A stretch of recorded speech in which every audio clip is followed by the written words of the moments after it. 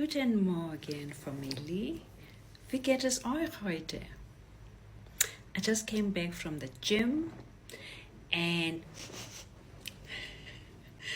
I saw a statement on TV whilst exercising, and this made me decide two things.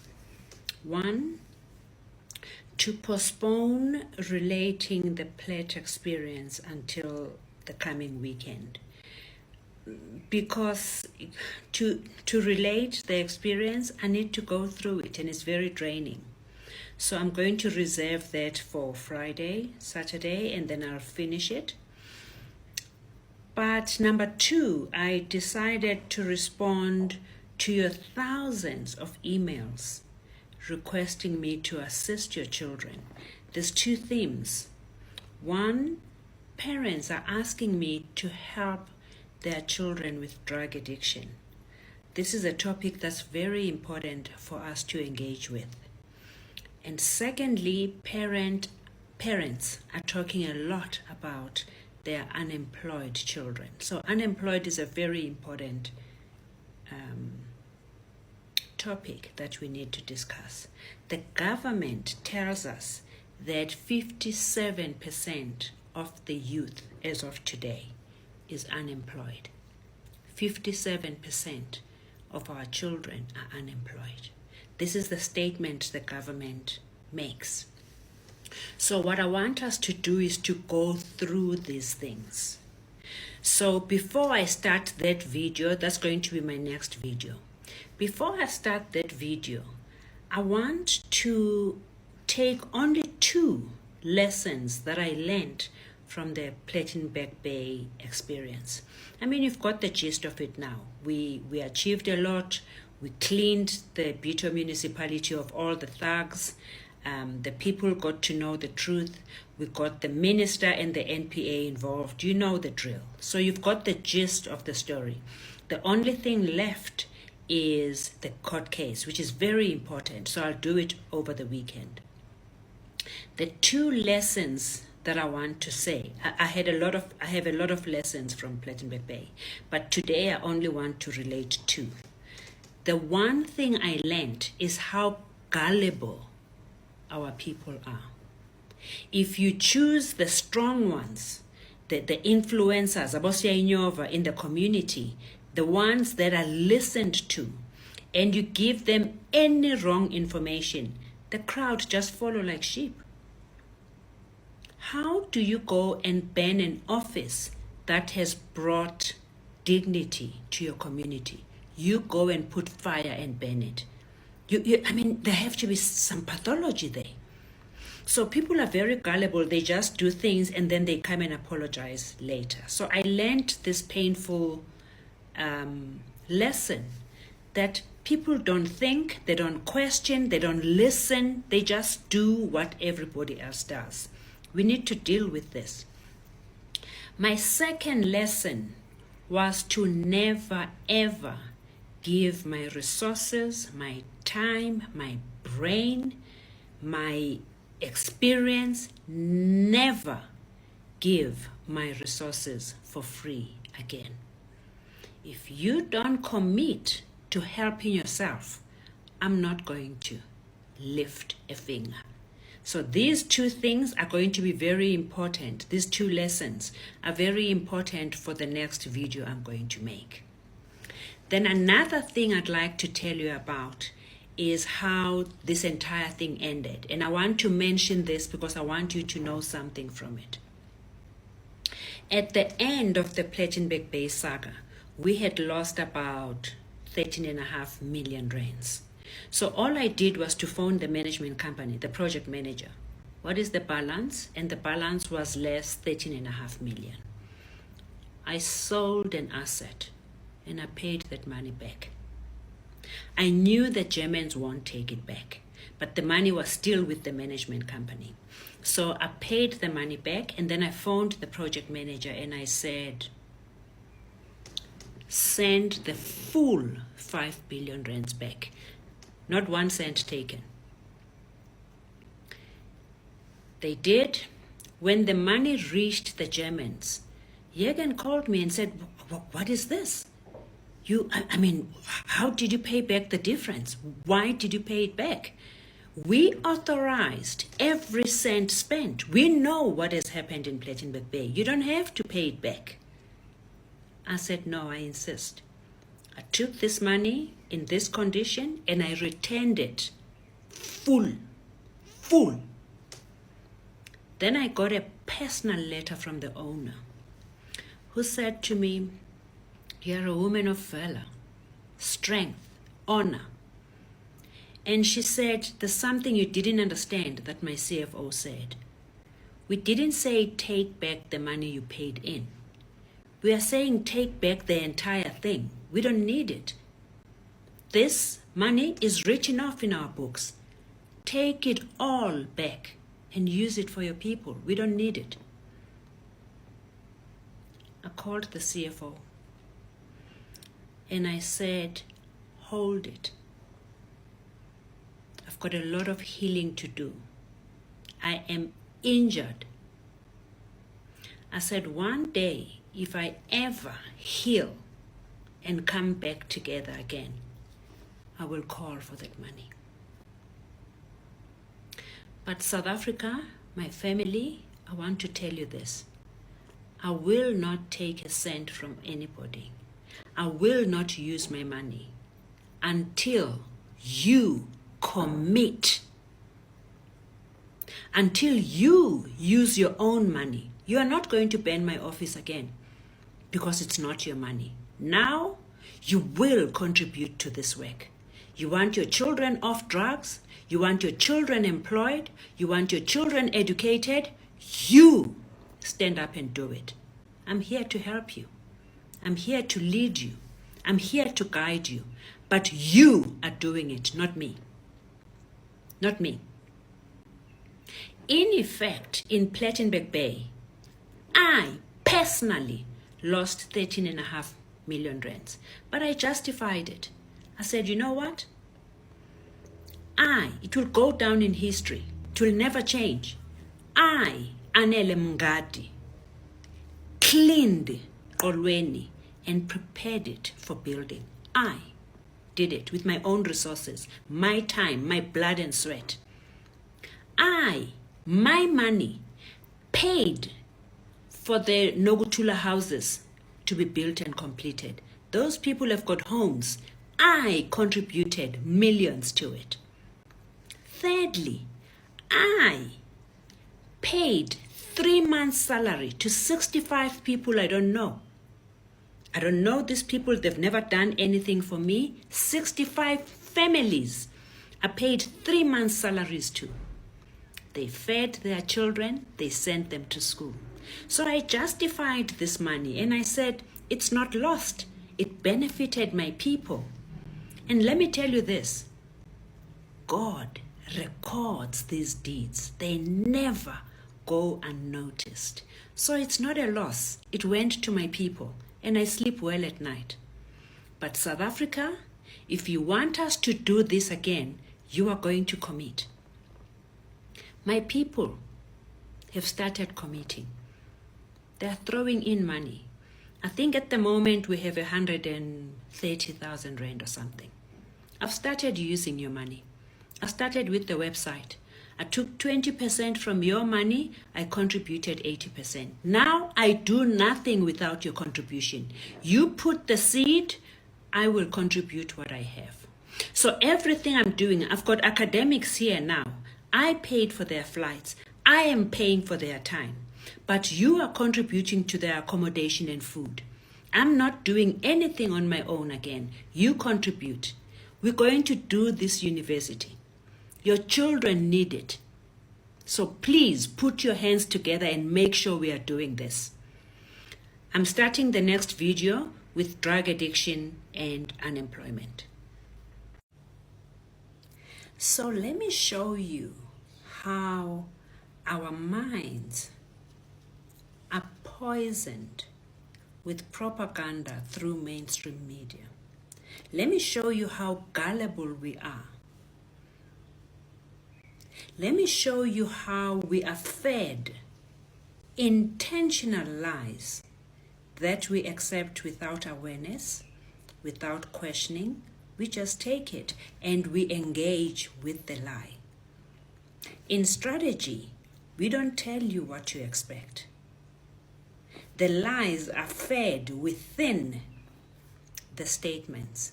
And by accepting those statements, you have accepted the lie. How you engage with it later on is neither here nor there. This morning I'm at the gym and I see on television, it's written, reflecting on 3 decades after apartheid was defeated. It's your Freedom Day today, I think. So this is what's on mainstream media. Apartheid was defeated 32 years ago, and now, today, everyone must reflect on that. And we are training. People in front of me start talking. Yeah, this government has not done anything in those 30 years. And this is saying one, and this is contributing this. And I'm thinking, what are you even talking about? Is there any awareness of what you're engaging with now? Have you thought about what is being said on mainstream media? Or you're just engaging? These people don't care what you say about your government. Everything is a design. So what you say doesn't matter. What they want you to accept as true is the fact that apartheid was defeated 30 years ago. Was it? Was apartheid ever defeated? In my humble but educated opinion, we are living in apartheid. In my opinion, the only thing apartheid did was to go to a dressing room and changed its clothes, just the outer garments. Came back wearing melanin and came back dark to blind your mind. And by engaging with this statement, it actually means they have achieved. By accepting and engaging with this statement, it means you have accepted a fundamental lie and cleansed it as truth. You have authenticated a fundamental lie and made it a fact.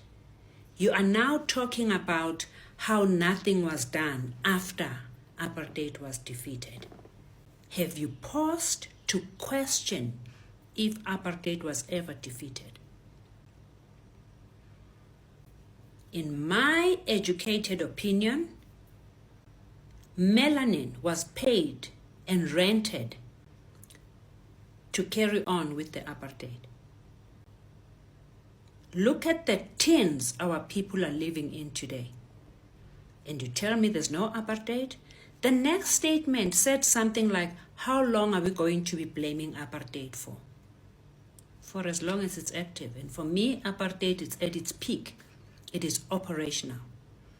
Our people are not even allowed to think. They get fed poison into their minds. And you start engaging with statements like, was apartheid ever defeated? I'm not interested in apartheid. I don't want to talk about that. I'm just showing you an example in loaded statements that you accept without question.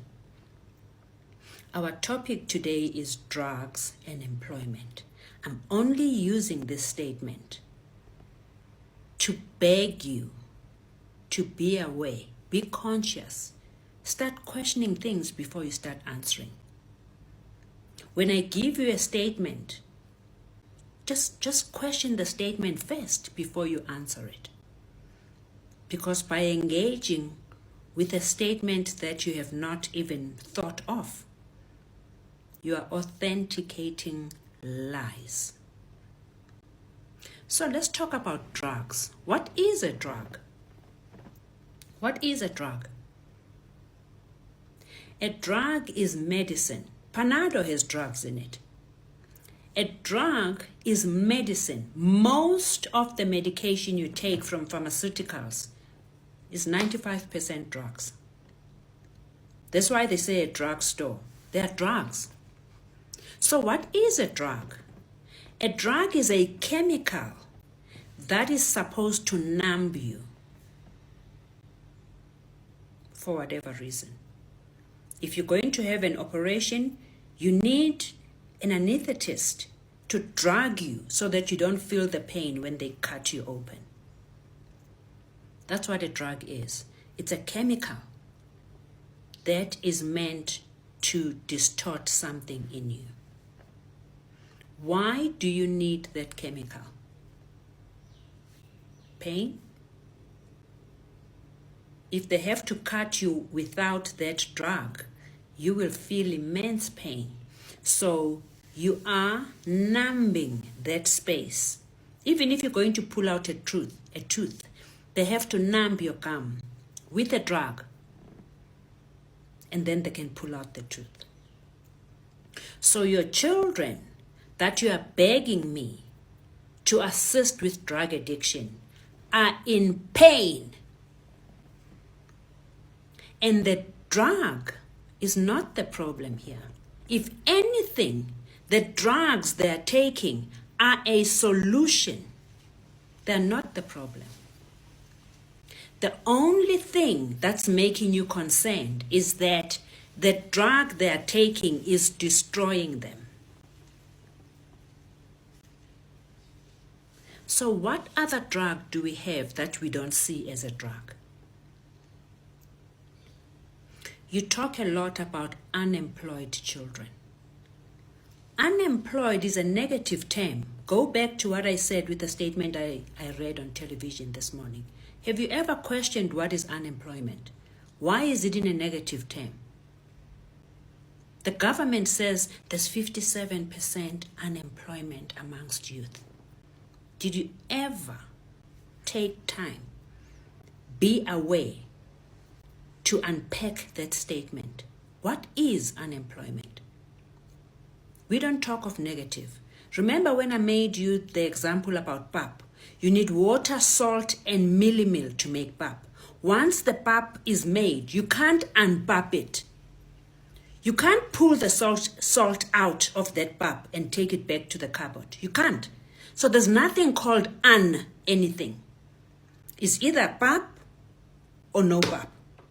It's either employment or no employment. There's nothing called Stop talking in negative terms. The minute a person serves you a statement that is in a negative term, you must take a step back and ask, what are they trying to plant in your head? So what is employment? Forget unemployment. What is employment? Employment is just a currency. It's just a currency used to buy a drug called salary. That is a drug. But because it doesn't cut you open and make you bleed, you don't see the damage caused by salary and employment. If you want to talk about drugs, talk about employment and salary. That's a drug. Let's talk about it. So the problem here is that you are desperate to solve a problem you don't even understand. The first step of healing is accurate diagnosis. So if you don't know what you're solving, if you don't know what is wrong, what are you solving? You misdiagnose drug addicts and you give them the wrong treatment deliberately. That's what the country does. They have rehab centers. That's where drugs are really crushed. And you think your child is getting healing there. It's actually getting proper addiction there. What is a drug? I want to show you this woman. This woman had a home visit by thugs. They beat her up to a pulp, broke her leg in 2 places. The doctor says, you need screws, you need serious things to hold your leg together. And the doctor says, in the next 6 months, whatever you do, do not put this foot down. This leg must be hanging the entire time. You put this leg down we have to operate on you again. You are sick, you are in pain. So we're going to give you something called a crutch. Hold these crutches if you need to stand up. If not, sit down, put pillows, and elevate your leg at all times. Your leg must always be above your heart. If you need to walk to the bathroom or something, do not put this leg down. Take crutches and hop. Do you understand? Yes. You are sick. You are in pain. Yes. What happens if you come and take the crutches from this woman? What happens? She can't balance. She breaks her leg even further. She has to go and have more screws put together to hold the bones together. So the crutch is the most important tool she has at the moment to give her leg time to heal. You cannot take the crutch. The only thing you can do to help this woman is to heal her leg. Allow the leg to heal. The day the leg heals, you see, this woman will throw the crutches away herself. You don't need to ask her. This is the same with your children. They need the drugs as crutches. They are in pain. Your interest is to take the crutches away and leave them to damage themselves even more. If you address the problem, the real problem your children have, they will throw away those drugs themselves and they'll never go back to them. The crutch, if the leg is healed, I don't need the crutch. I'll throw it away myself. So you are watching the crutches that your children are holding to remain sane, to numb themselves out of the pain they are feeling. You're not even looking at their pain. You're looking at the crutch. We take drug addicts at our university. And our drug addicts that we take in never go back to drugs. Because we diagnose them properly. We find out where it's painful and we deal with that accordingly. They throw away those crutches and they never need them again. We don't even label them as drug addicts. We work with their mind. We work with what is wrong with them. We diagnose them individually. We open, because drugs affect the brain. They eat your brain cells. So we open new neural pathways in their mind. We make them do different things. We put them on horses. The horses heal them from inside. We talk to them.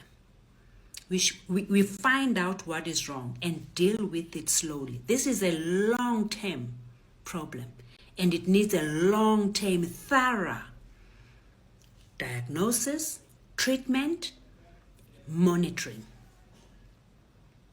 I know you will be shocked when I tell you this, but when I admit drug addicts, I ask them, I talk to them. What drug do you take? Heroin. Okay. What drug do you take? Nyawupe. Okay. You are allowed to take it. Huh? Yeah. Please. Whatever drug you take, continue taking it.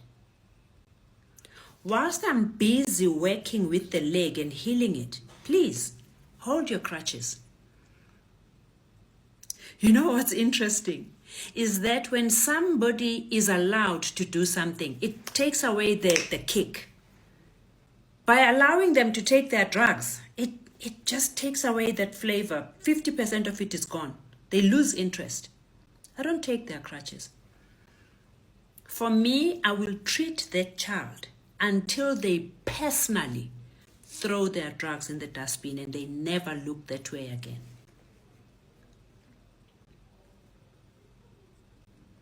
So your kind of treatment that you are asking me to do, I don't put bandages on things. I treat the root cause of the problem. And that child will never go back to drugs. But where am I going to do that if you don't want to contribute and build this university? We have a drug section. It's a mental problem. We deal with it.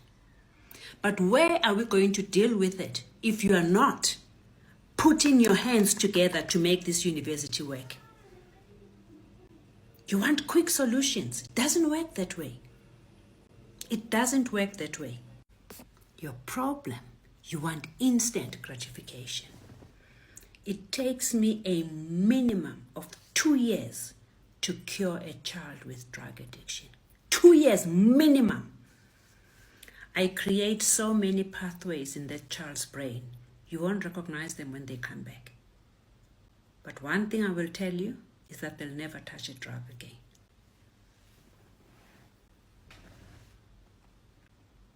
It's not a quick solution. And taking their drugs is not a solution. The children are in pain. So are you. You have a very bad way of solving problems. You saw who the drug lords are. It's the top cops. They bring the drugs into the country.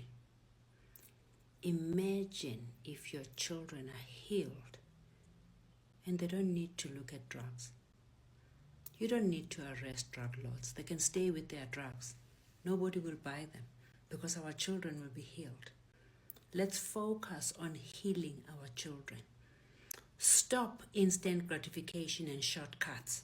Arresting 2 top cops, the new ones will come up and sell drugs again. It's not the solution. Depriving the children of drugs is not the solution. Healing their brains and taking their pain away is the solution. Let's use the correct solution to our children and let them heal for real. Drug addiction is a very detailed topic. It's not a TikTok conversation. It's something we need to sit down and unpack thoroughly. Every child is different. Every child has a different problem. Every child needs a customized solution to their problems. I cannot tell you the depth of the children's problems. And whatever problems the children have, the parents have too. So we have to work with both. It's a long process. Now, when it comes to drug addiction, I get personally involved. I went to school for it. I get personally involved. I handle each child myself. I take responsibility. It is deep. Another thing you need to understand with children who are drug addicts, drug addiction takes you straight to God. You don't understand this. I don't even know how to explain it to you. But when they say you are high, they mean uphezulu, you are high. You meet St. Peter there. You meet Angel Gabriel. You are high. They mean it. So these people, as deranged as they sound, they are very near God. So we use a lot of spiritual practices to balance them back to earth. It is imperative. The healing of a drug addict is so detailed. We can't do it on TikTok. We need to sit with each family of the child we are treating. But I'm not doing this in my house. If you don't make the university happen, I'm not taking drug addicts and healing them. I'm not doing it. Where am I going to do it from? In my lifetime, I have healed. Okay, I didn't heal, but I facilitated healing of 89 drug addicts in my lifetime. And to date, not one of them has gone back to drugs. I'm ashamed to admit that I've only treated very wealthy children because it costs a lot of money to heal them. So I only took children from very wealthy families.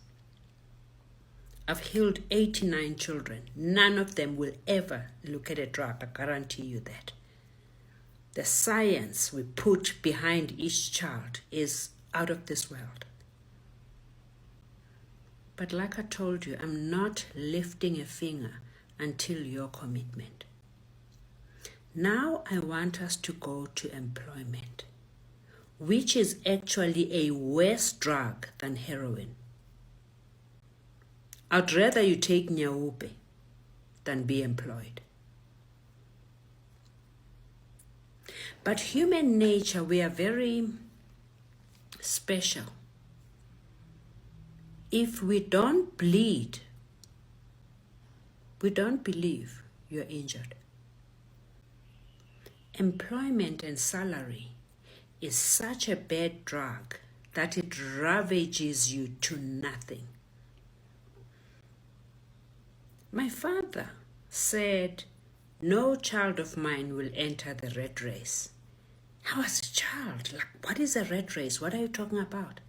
He said, employment. You are in a rat race, chasing positions all the time. My father said, even if you win, you are a winning rat. You can win and be the CEO of that institution. You are a rat. You are in a rat race. You are a winning rat. And my father said, Gamgadi, asnawa makunda. There'll be no rat in my house. I will never spend 20 years, 12 years, 25 years building somebody else's company. I'll never do it. My father said no, and I'll never do it. Not rat race. The children I train in my university will never be employed. The only time you're allowed to be employed is for training. As a training ground, you can go to any company, no problem. You can go to any corporate institution, no problem. Training, 4 years maximum. After that, I don't train employees. I train courageous community members who stand up and hold every bull by its horns, not employees. There's a university I worked for in South Africa, in Johannesburg. Do you know what their slogan was? I tried to get them to change it. They wouldn't listen to me. Their slogan was, I don't remember the exact words, but something to the effect of, within 30 days of our graduates qualifying, they're employed. Employed? So you are training employees. My university does not train employees. What makes you think it makes sense? You have a 9-roomed house, 9 gene segments. 9 gene segments. What makes you think you have to go and take all of that mighty intellect and go and serve a 6 gene segment? Does that make sense to you? You have 9 gene segments. Your ambition in life is to serve a 6 gene segment, somebody below your intellect. But that's what our uncle says.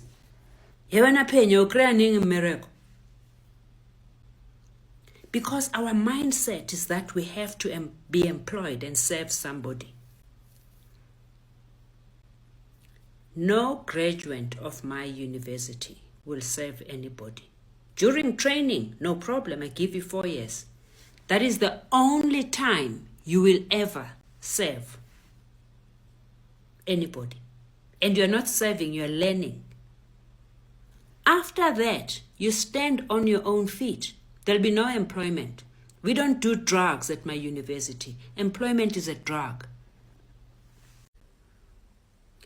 Before I even start addressing employment, I want you to look at this image. I want you to look at it carefully. This image depicts, I don't even know who's the author of this image, but this image depicts black people who are kneeling down for white people to stand on their shoulders. They are kneeling down voluntarily to allow white people to stand tall on their shoulders. They are kneeling down. The white people are so disrespectful. They have placed a game on top of them. They are playing that game. And the white people are kneeling down voluntarily. They are not even playing chess or anything smart like that. And black people are kneeling down. Who's keeping them down? Not the 6 gene segment.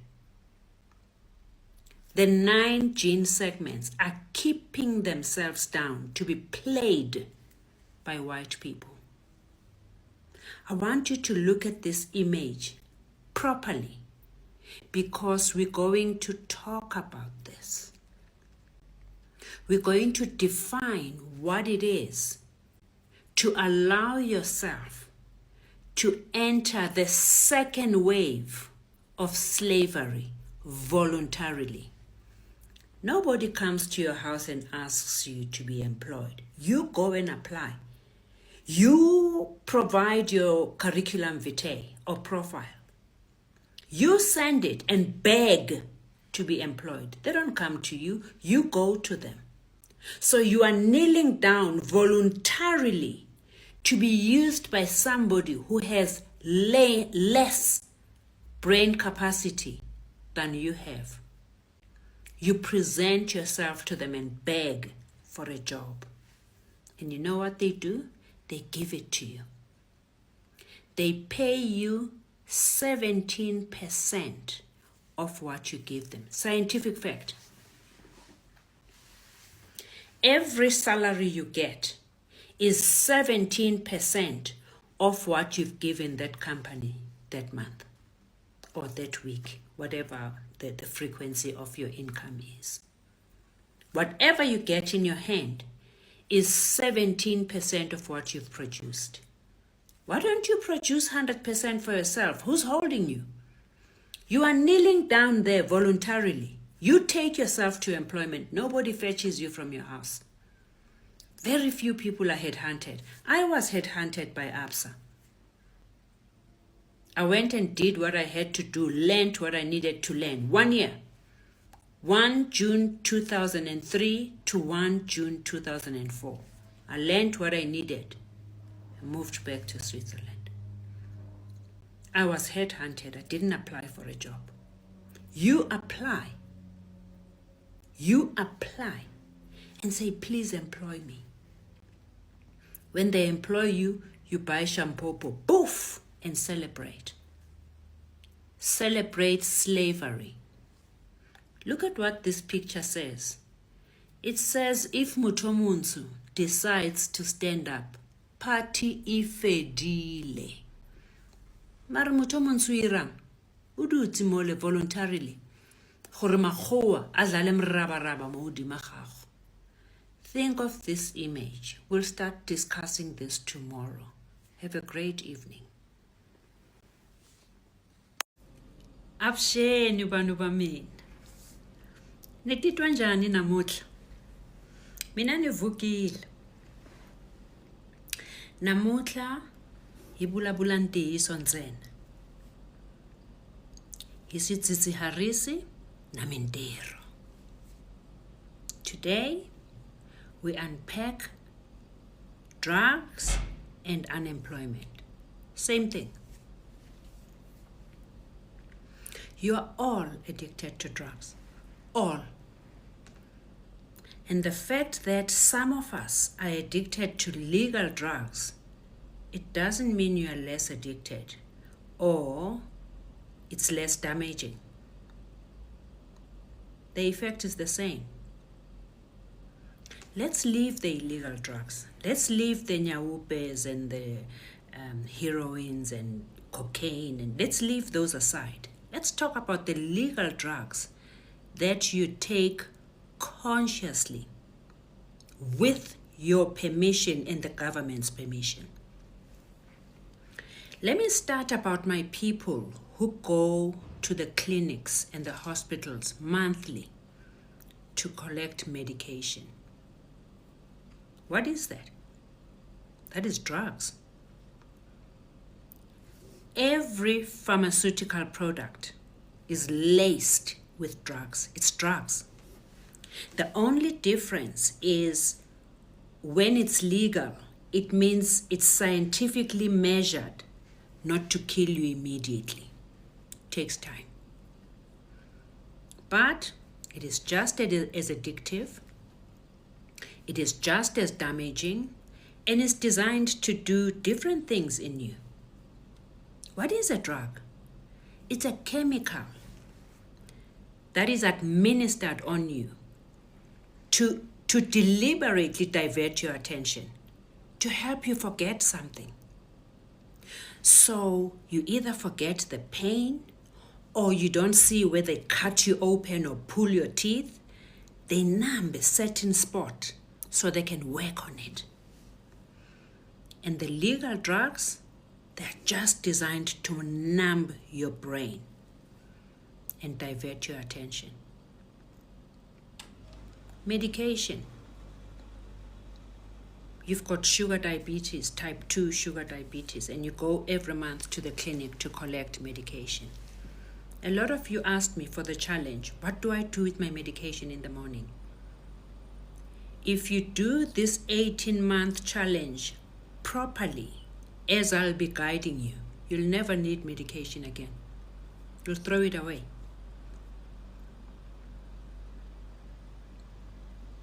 What is the other drug that is legal, that you all take and you think it's okay? Alcohol.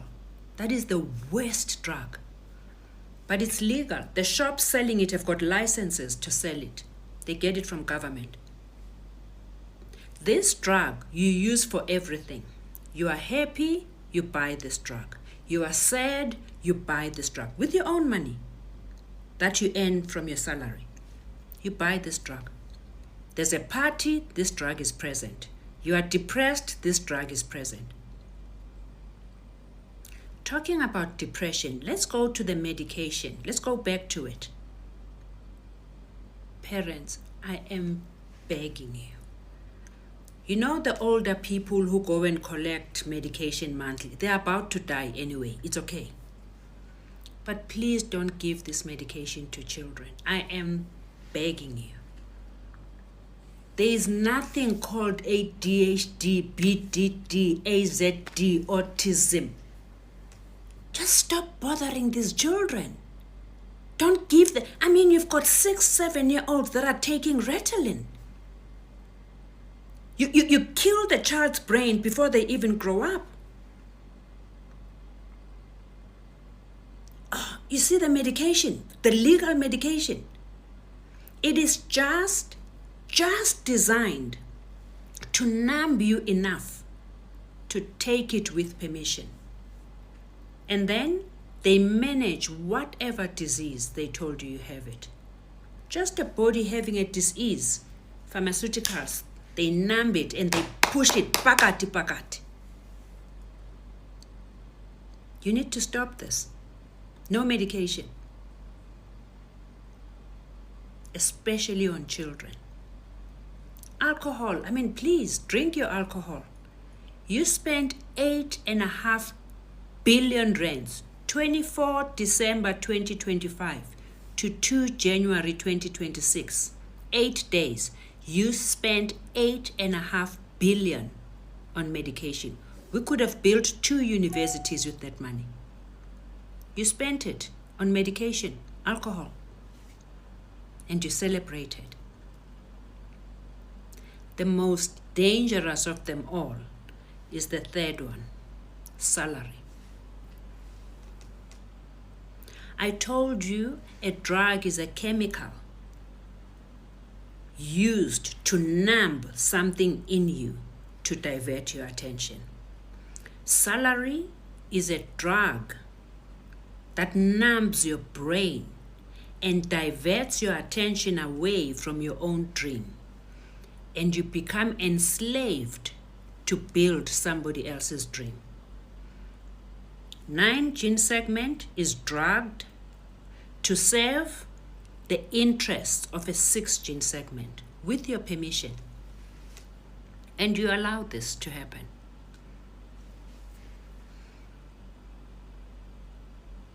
How do we break this cycle?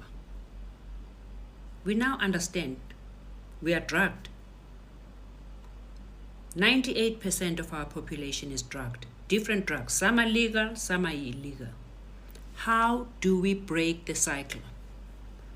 I'm not even interested to stop your employment. Angifuni ukuphazamisa bobasi. Ngithatha ama-employees abo. Stay employed. Give me the 57% that do not have employment. Give me those 57%. Give me the children that you've written off and you say they are drug addicts. Give me those. And let me show you what I can do. I'm not going to disturb the employed people. Please be employed. I'm not going to disturb anybody. I just need the 57% that is rotting in the township, doing nothing day in and day out until they go and do crime. That's the 57% I want.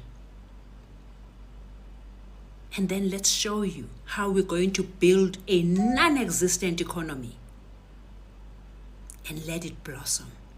And when that economy blossoms, the employed one will come voluntarily to come and join us. The children that you've written off as drug addicts, please bring them. Let me facilitate their healing through nature. I'm going to tell you with a lot of respect that we are very lazy to think for ourselves. Our brains are half dead, they're numb. Everybody in the comments, yes, we do agree employment is a drug. So how do we solve it? You know what they want? A quick injection to solve that problem. I want to show you how difficult it is to solve that problem through a personal experience. In 1992, I had a very bad car accident. The guy hit me from behind. It was so bad that the guy that hit me, he actually died in hospital, I think a week later. The accident was that bad. I got treated, I got better. I had my maid in the car. I had gone to fetch her from Soweto when I had the accident. She got treated, she got better. And then I forgot about it. About a year later, I started getting the worst headaches. I'm not a headache person. I started getting the worst possible headache. It was so bad that I couldn't cope. I went to the doctors. I went to hospital. I did everything. In South Africa, there used to be a place called the Headache Clinic. I was a regular client of the Headache Clinic. I did Chinese medicine. I tried everything. My headache would just not go. The Headache Clinic, they did all kinds of tests, x-rays, where things go around your head. They did everything. They couldn't find what was wrong. So what did they do? Treat the symptom. They gave me stronger tablets each time. One day I was on a flight to London. I had a conference there. And I'm preparing on board. It was a day flight. I'm preparing on board. I'm working. But every hour I'm popping these tablets. I'm in pain. I think when I took the fourth one, the gentleman sitting next to me, a Jewish gentleman, he held my hand and he said, "What are you doing?" I said, "Sir, I'm in pain." He said, "What's wrong?" I said, "It's a headache." We spoke a bit. He turned my face on both sides. And he said to me, "How long are you in London for?" I said, "A day." He said, "Look, I'm going to give you this card. Phone this doctor. I will call him as well to expect you. Try and see him before you go back to the airport." I said, "Say, I'll do it." When I look at the card, the doctor is a specialist, but he's a maxillofacial. And I'm thinking, what has that got to do with my headache? Anyway, for what it's worth, I've gone to every doctor, they can't help. After my conference, I go to this doctor, Dr. Fine. I go to this doctor in London. And then the doctor comes and he says, "Oh, my father told me you're coming." "Oh, is your father?" "Yes. We are both maxillofacials." "Okay." He looks at me, he does his own x-rays and he says, "Oh, I think you had a very bad accident." "Okay, how do you know that?" He says, "Because your jaw has moved so badly and it is sitting on top of a vein. No amount of medication you take will solve your headache." Okay? He says, "What has to happen? I have to break your jaw, release the vein, and then reset your jaw to the correct place. Then I need to wire your mouth for 8 weeks. You can't move your mouth for 8 weeks. I'm going to wire it for your jaw to settle in its original place. Only then will your headaches go." This sounded so dramatic. So I'm saying to him, "So when you do all of this, where will the scars be?" He says, No, it's all internal. You won't see any scars. But it's a very big operation. You have to be in London for the next 3 days at least. 72 hours, you must be in hospital. Cancelled my flight. I said, "Do it." This guy broke my jaw, released whatever veins were stuck, reset my jaw, sewed me with wire. I couldn't speak for 8 weeks. I was on liquids for 8 weeks to allow my jaw to reset and sit in the correct place. Let me tell you this. It's been 33 years. I've never had a headache. You know why? Because he didn't treat the symptom. He went to the root of my problem. And it's a lot of work to sort out the root. He did that. I've never had a headache since. You want us to solve employment? We can't do it on TikTok. It's a serious job. You want us to solve your brains? It's not a TikTok 10-minute video. It's serious work. We need that university to do that work. That's what we need. So instead of coming to TikTok with all these comments, "Oh, you are so beautiful," "Oh, you are so intelligent," I know all that. I've been told in every language. What I need is your commitment that we have a platform where we start solving these problems from the root. That's what I need from you. Let me tell you something you don't know. White government is coming back. America is on us. As we speak, they've taken the Israelis to Cape Town. They're buying land like sweets. They are working with white parties in South Africa to bring back white rule. One day, you will regret not taking advantage of this opportunity and building your own thing whilst the law allows us to. One day, very soon, the little freedom you think you have, the one you were celebrating yesterday, will be taken away from you. And then you are back to white rule. You need to start acting now. You think I'm going to sit here every day and give you videos that are going to solve the problems. It's not possible. It's not possible. I'm not an entertainer. I'm not going to be sitting here giving you videos every day and you give me the ticks. What do you call them? Ticks, likes, followers. I don't care for that. What I care for is the 57% of my children who are rotting at home. That's what I care for. What I care for is my children who are addicted with drugs in the township, rotten. That's what I care for. Let us create a home to heal those minds so we can start our own economy and blossom it so that whatever people decide to do, they cannot affect us again. That's all I'm begging for. That's all I'm begging for, my people. That's it. I've been trying to record this video since Sunday, but each time it comes up badly and then I discard it. What is disturbing me is that the comments that necessitated this video are still flooding in, so I think I must address this.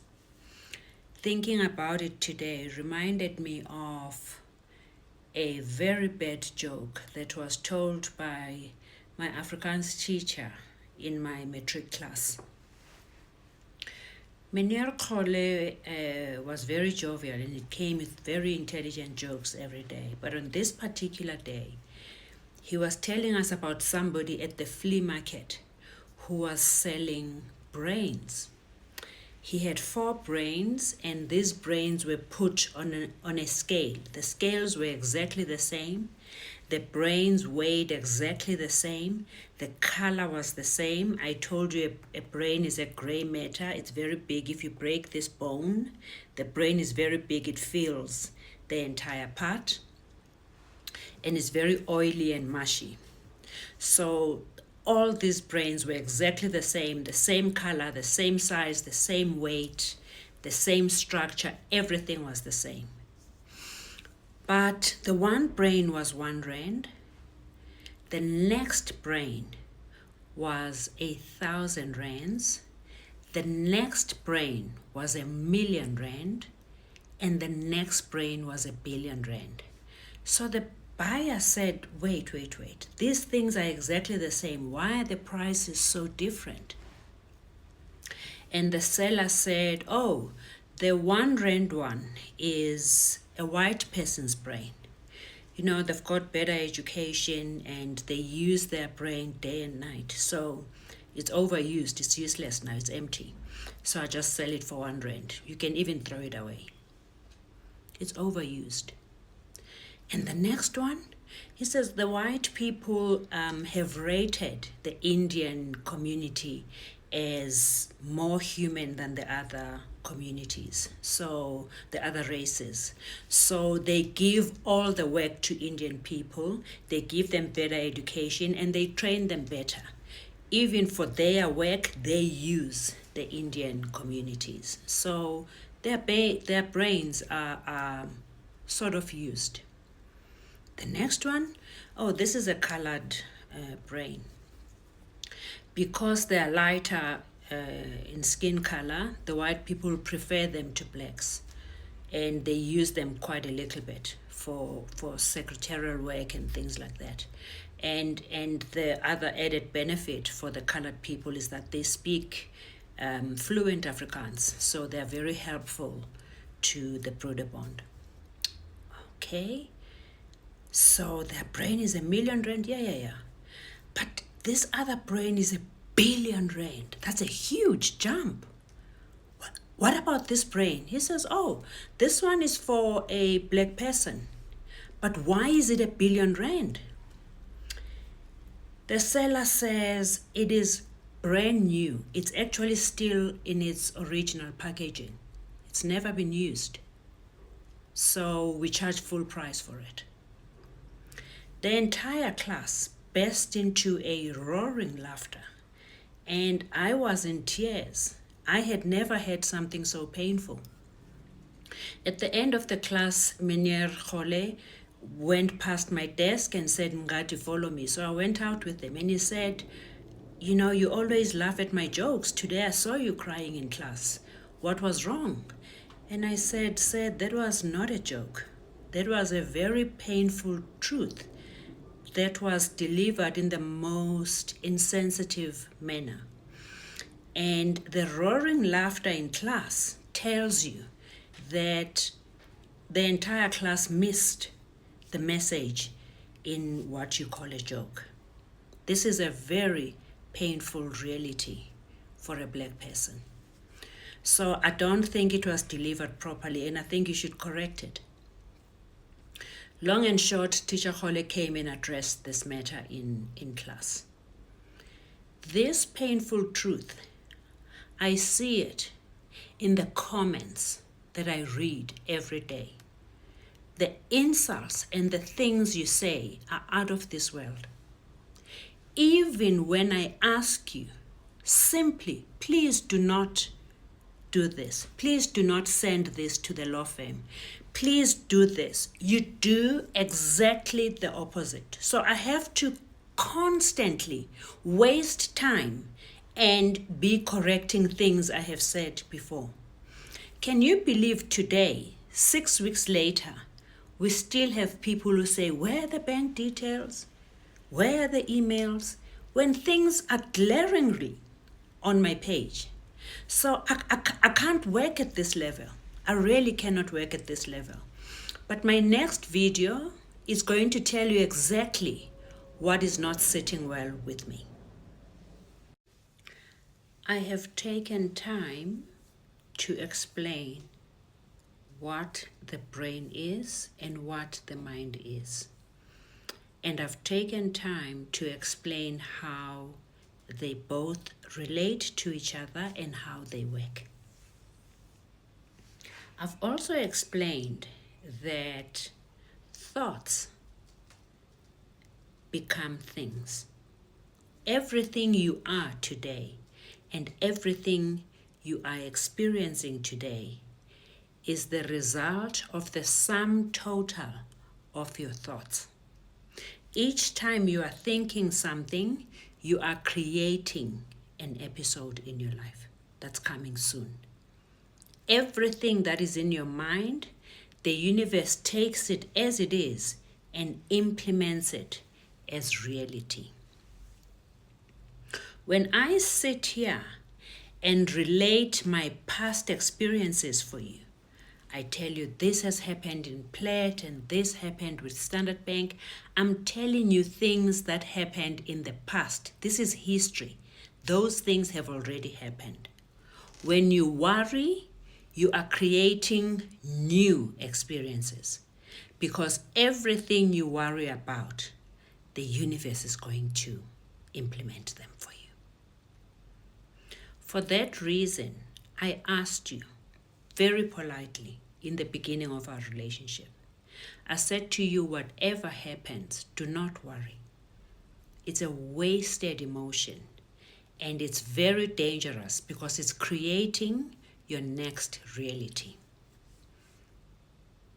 And then I gave you a very strict instruction that whatever you do, don't ever worry about me.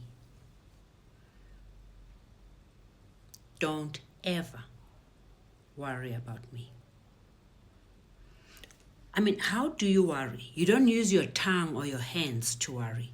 You use your brain, which means you are thinking, which means you are creating the next reality that is about to happen. What is worry? You worry about, oh, I don't have money this month. What if I can't pay my bond and then they're going to repossess my house? And you're creating those scenes. All the time you are thinking, you are bringing that into existence. So when you worry about me, what do you worry about? Do you worry that I'm getting taller? No. Do you worry that I'm getting more beautiful? No. You worry that I'm getting killed. You worry that I'm getting attacked. That's what you worry about. Which means you are deliberately creating that reality for me. The entire time I must read frantic comments that you are worried about me. Where are you? Where are you? We haven't seen you. Where are you? There's a girl on Sunday who said to me, you haven't posted in an hour. I'm very worried. Where are you? So I'm working on your time now. I'm your employee. I sign a card that I'm at work, and in an hour I must produce a video. Do I work for you?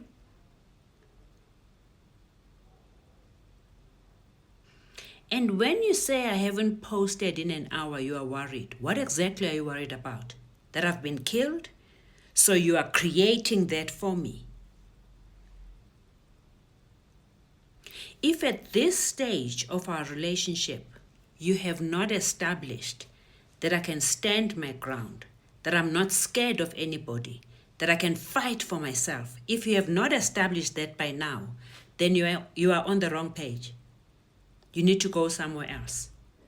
I'm not scared of anybody. I walk, run, drive, wherever I want, whenever I want. Somebody said, you mustn't tell us your whereabouts because people are going to chase you and catch you. And catch me for what? I don't owe anybody. Catch me for what? I'm not hiding from anybody. And if anybody is very desperate to meet God face to face, they must approach me. What I want to tell you today for the last time, I don't want anybody ever worrying about me. Do not worry about me. Create those thoughts for yourself if you don't want to listen to my advice. Feel free and create the negative thoughts for yourself. Don't ever worry about me. If I ever read a comment from somebody who's worried about me, I'm going to trace who that person is, and I will block them from ever being part of our community university. I don't want to see that person next to me because they are evil. They are creating dangerous situations for me. Nobody must ever worry about me again, ever. I want to thank you very much for your loving comments. I am very encouraged by how much gratitude you feel for the work that I am doing. I know that you don't see the result of what I'm doing, so you actually don't know what I'm doing. So the little bit I've put out has at least shown you a little bit of what I'm doing. What I have learned is that our page is full of riffraff. Our page is full of parasites that are just here to drink our blood. As of this morning, we have 1,800 members. Some I've sent letters to, but some I'm busy loading because I need to send a certain number at a time. But in total, we have 1,800 members. Compared to 230,000 followers, we don't even have 1% as members. So this tells you we have a lot of parasites. Some have come here to drink our blood for free. Some have come here to disrupt us. Some are the people who do exactly what I've asked you not to do. If I say don't send mails to the law firm, you are disturbing them, they send hundreds of mails a day. So I'm aware of what is happening, but very soon we're going to get off this.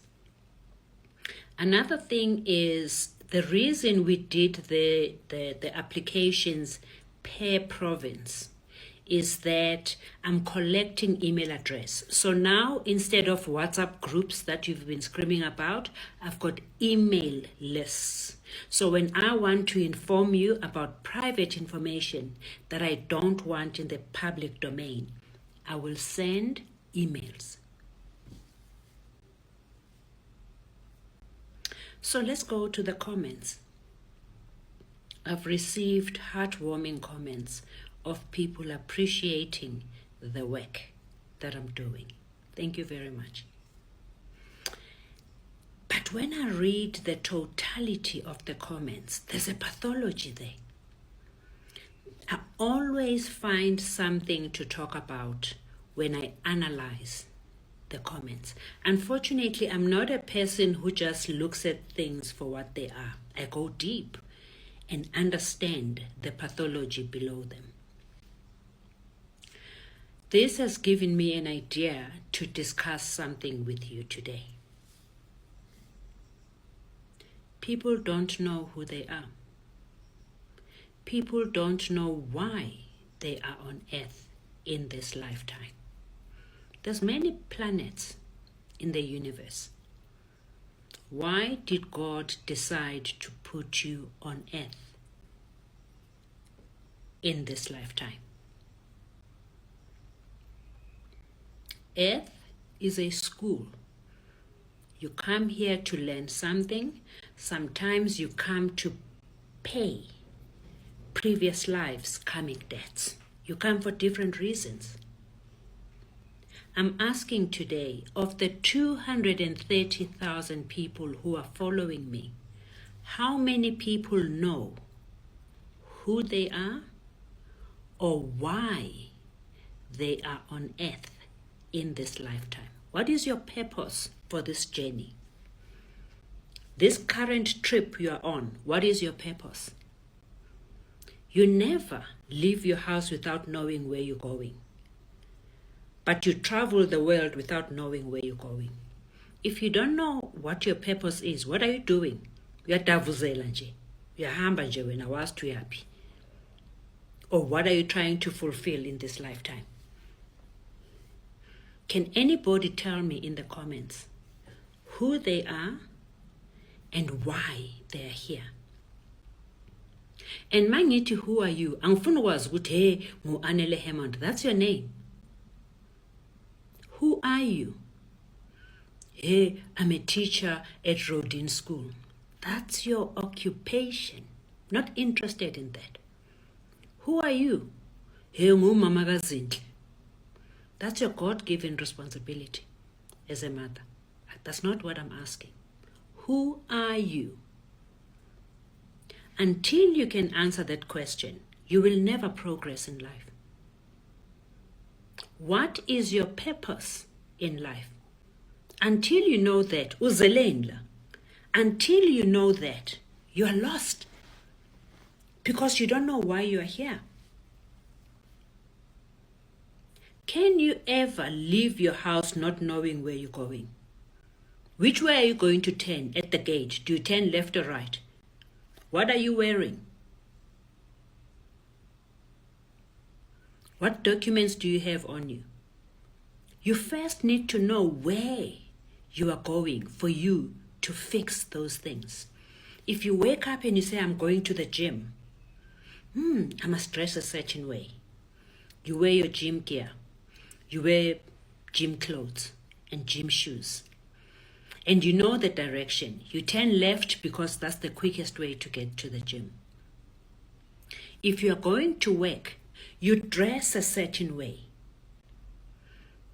You groom yourself a certain way, which you don't do when you're going to the gym. And then you know where your office is. You turn right. It's the quickest way to get to your office. As you leave your gate, you know where you're going. So my question to you is, where are you going? If you don't know where you're going, how are you traveling the earth? How are you living your life? Because you don't know why you're here. Especially if you don't know who you are. So in my next video, I'd like to discuss with you how God, the universe, source, how it works and how it views you, and how you can align yourself with that superpower so that you are always on the right path, so that you get to know who you are. In the meantime, if you have a mirror in front of you, if you don't, go to the bathroom or somewhere and look in the mirror and ask yourself, who am I? Not one human being in this lifetime has ever seen their own face. Not one. You need a mirror to look at yourself. So please find a mirror now as I'm recording the next video and ask yourself, hey dude, who are you?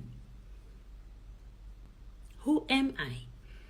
And don't describe what you do. Don't describe any of that.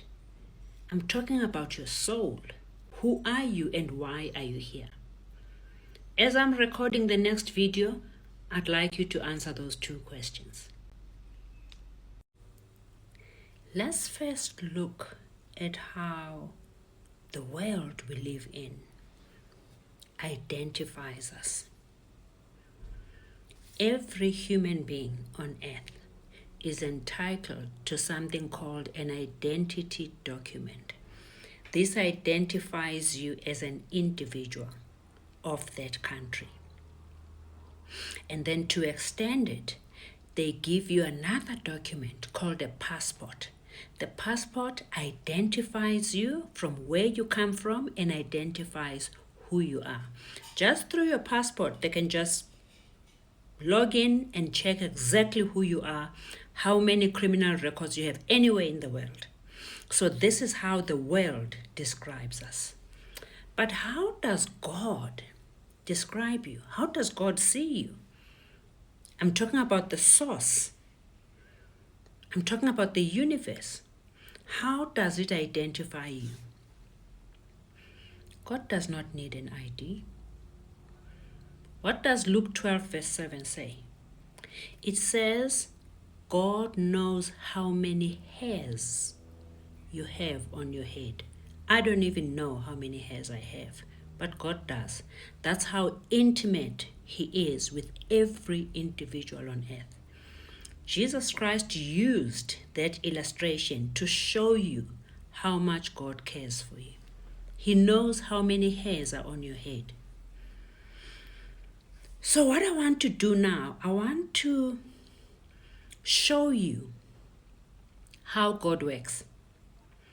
I want to illustrate with a system we all know and use on earth to show you how God works. There's a system called GPS. Look up what it means. It means something. But it shows you, it helps you to go where you want to go without getting lost. So it gives you directions as you go. What does the GPS need to tell you where to go? It needs 4 things. 1, it needs to know where you are. Where are you? Secondly, it needs to know where are you going? What is your destination? If your location things in your preferences is off, it instructs you to open it because it needs to assess who you are and where are you. Once you switch it on, it shows you a pin of where you are. Then you need to tell it your destination. I'm going to the University of Cape Town. The first thing it does is to calculate the distance from where you are standing to where you are going. And it immediately says 13 kilometers. Then it calculates traffic, roadblocks, police. It calculates everything in your path that can disturb your trip. Then it says it will take you 36 minutes. So you've got the kilometers, the distance, and you've got the time. You didn't calculate that. The GPS is calculating it. It says the distance, 12 kilometers or whatever it is, the minutes, 36 minutes. So you've got two very important pointers at that time. You know when to leave home to be in your meeting on time. But what do you need? Third thing, what do you need for the GPS to continue telling you how to get to where you are going? What do you need to do? You need to move. If you are just parked where you are standing, the GPS also keeps quiet. Only when you move, the GPS says, turn left and drive towards the southwestern direction. When you get to the traffic light, turn right. Until you move, you don't get that information. And then you drive. When you get to the traffic light, it says, proceed straight. You will find a traffic circle in front of you. Take the third exit. So when you get to the circle, you count 1, 2, on the third exit, you turn. Then it says, stay on this road for 12 kilometers. Then you drive straight. But as you are driving straight, your daughter calls. You don't know what's wrong, you take the call. Yes, there's this, you are busy on your phone. As you are talking on the phone, you are not focusing on the GPS. You are focusing on your daughter and your call. What happens? You miss your turn. When you finish talking and put the phone down, the GPS comes back. And the GPS can see that you are lost. And the GPS says, rerouting. Take the next exit, turn right, and take the exit towards the University of Cape Town. It's now rerouting you. I love it in America. It says take a legal U-turn. So it can notice that you are lost. You are not on your path. It puts you back on your path. It doesn't matter. You can get lost for 10 kilometers. It will find the nearest way to take you back to the path. So what is the fourth thing you need? Focus. The minute you lose focus and take a call, you miss your path. So you need these 4 things for the GPS to work. This is exactly how God works. You don't work out your way. You just need to know where you are, where are you going, start moving, and focus. These are the only 4 things you need to do.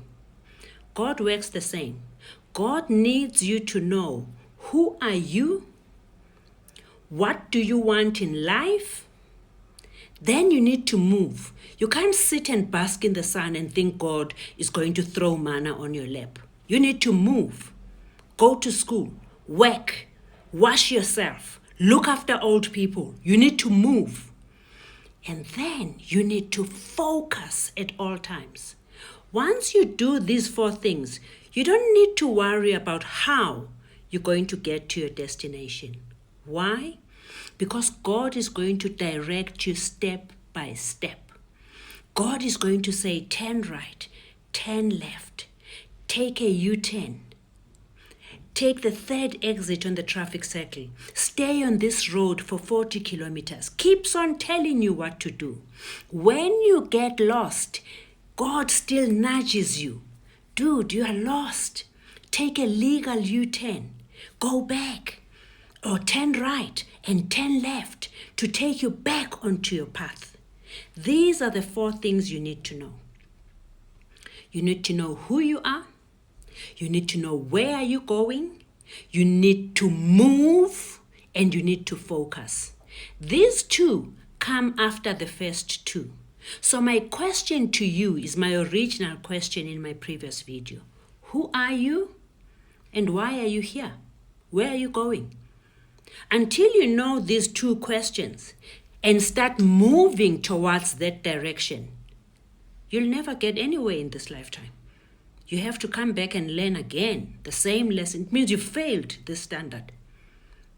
So please, I'm begging you to tell me in the comments these first two questions. Who are you and where are you going? Please tell me so that we can move forward with this.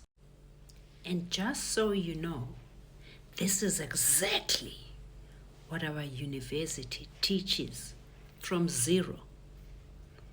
The little babies we see, we start by teaching them to find out from inside who they are and what their journey is all about in this lifetime. By the time they are 3, 4, 5 years, they know exactly who they are. They know exactly why they are on this earth. And then we teach them how to move and how to focus. We don't worry about 1 + 1 is 2. Happy Sunday, Sanbonani. I thought I should take a break yesterday. I did a lot of work. I had to finish the lists of people who are applying for membership. There is 80 people who applied from late last night when I was sleeping, and today I have not responded to them, but I will do so at the end of the day. I'm very encouraged to tell you that we now have 2,500 members, and for me that's even enough for us to start doing the work. The work is progressing beautifully. The donations are progressing beautifully. I am amazed at how people take this initiative seriously. People realize that we have to heal ourselves. People realize that we're not waiting for any Messiah to come and save us. So people are standing up for themselves. I am so encouraged, and I want to tell you today, no matter what it takes, this is happening. I will do everything in my power to make sure that we achieve our goal, and we will achieve our goal. It's done. It's done. In God's hands, it's done. Another thing that encouraged me is your beautiful responses to the two questions that I posed. Who am I? And what is my purpose in this lifetime? I think the most encouraging of responses are from the people who became so vulnerable when they asked themselves these questions, and they brought up the most honest part of themselves, and they genuinely looked at who they are. And most of them say, look, I've been asking myself this question, or I've never asked myself that. But the fact is, I don't know who I am. I really don't know who I am. Those were my best answers, because we can travel this path together. It's not a 2-minute job, and it's not an easy job. You have to go so deep inside to be able to pull that answer. That answer is not the same for everybody. Every human being in this lifetime has a purpose. God has allowed you to come on earth for a specific purpose. So we're going to take this journey together and identify these things individually. I'm going to walk with you, especially the vulnerable people who said, I don't know. So I'm going to walk the path with you. Then there's another group that says, I'm an engineer, I'm a pilot, I'm an accountant, like telling me all their careers and occupations. Some tell me their characteristics. Some describe, there's a comment I read, and I just saw a narcissist. There's someone who just went and described, this is what I do. Then there's another group that describe a perfect human being. I'm a kind, loving, healed human being. If you are healed, you'd be back home with Jesus. If you are healed. For as long as you are in this earth, you are not healed. I'm not healed. So if you are healed, or if you think you are healed, you are the most lost one that actually needs help. Nobody who walks this earth is healed, not one. There's something we call, in spirit, they call it a slate. Everybody comes with a slate on earth to come and clean the slate. As you solve things one by one, you are cleaning the slate. The day your slate is clean, you go back home. So the mistaken ones who think they have found everything, they have the solutions, that's not it. There's a girl that killed me on Friday. She says, wait, ma, I'm going to read about this. When I finish reading, there's a book I'm reading, is talking about this. When I finish reading, I'm going to come back and tell you who I am. I really enjoyed her answer. And my response to her is, there is nothing outside you.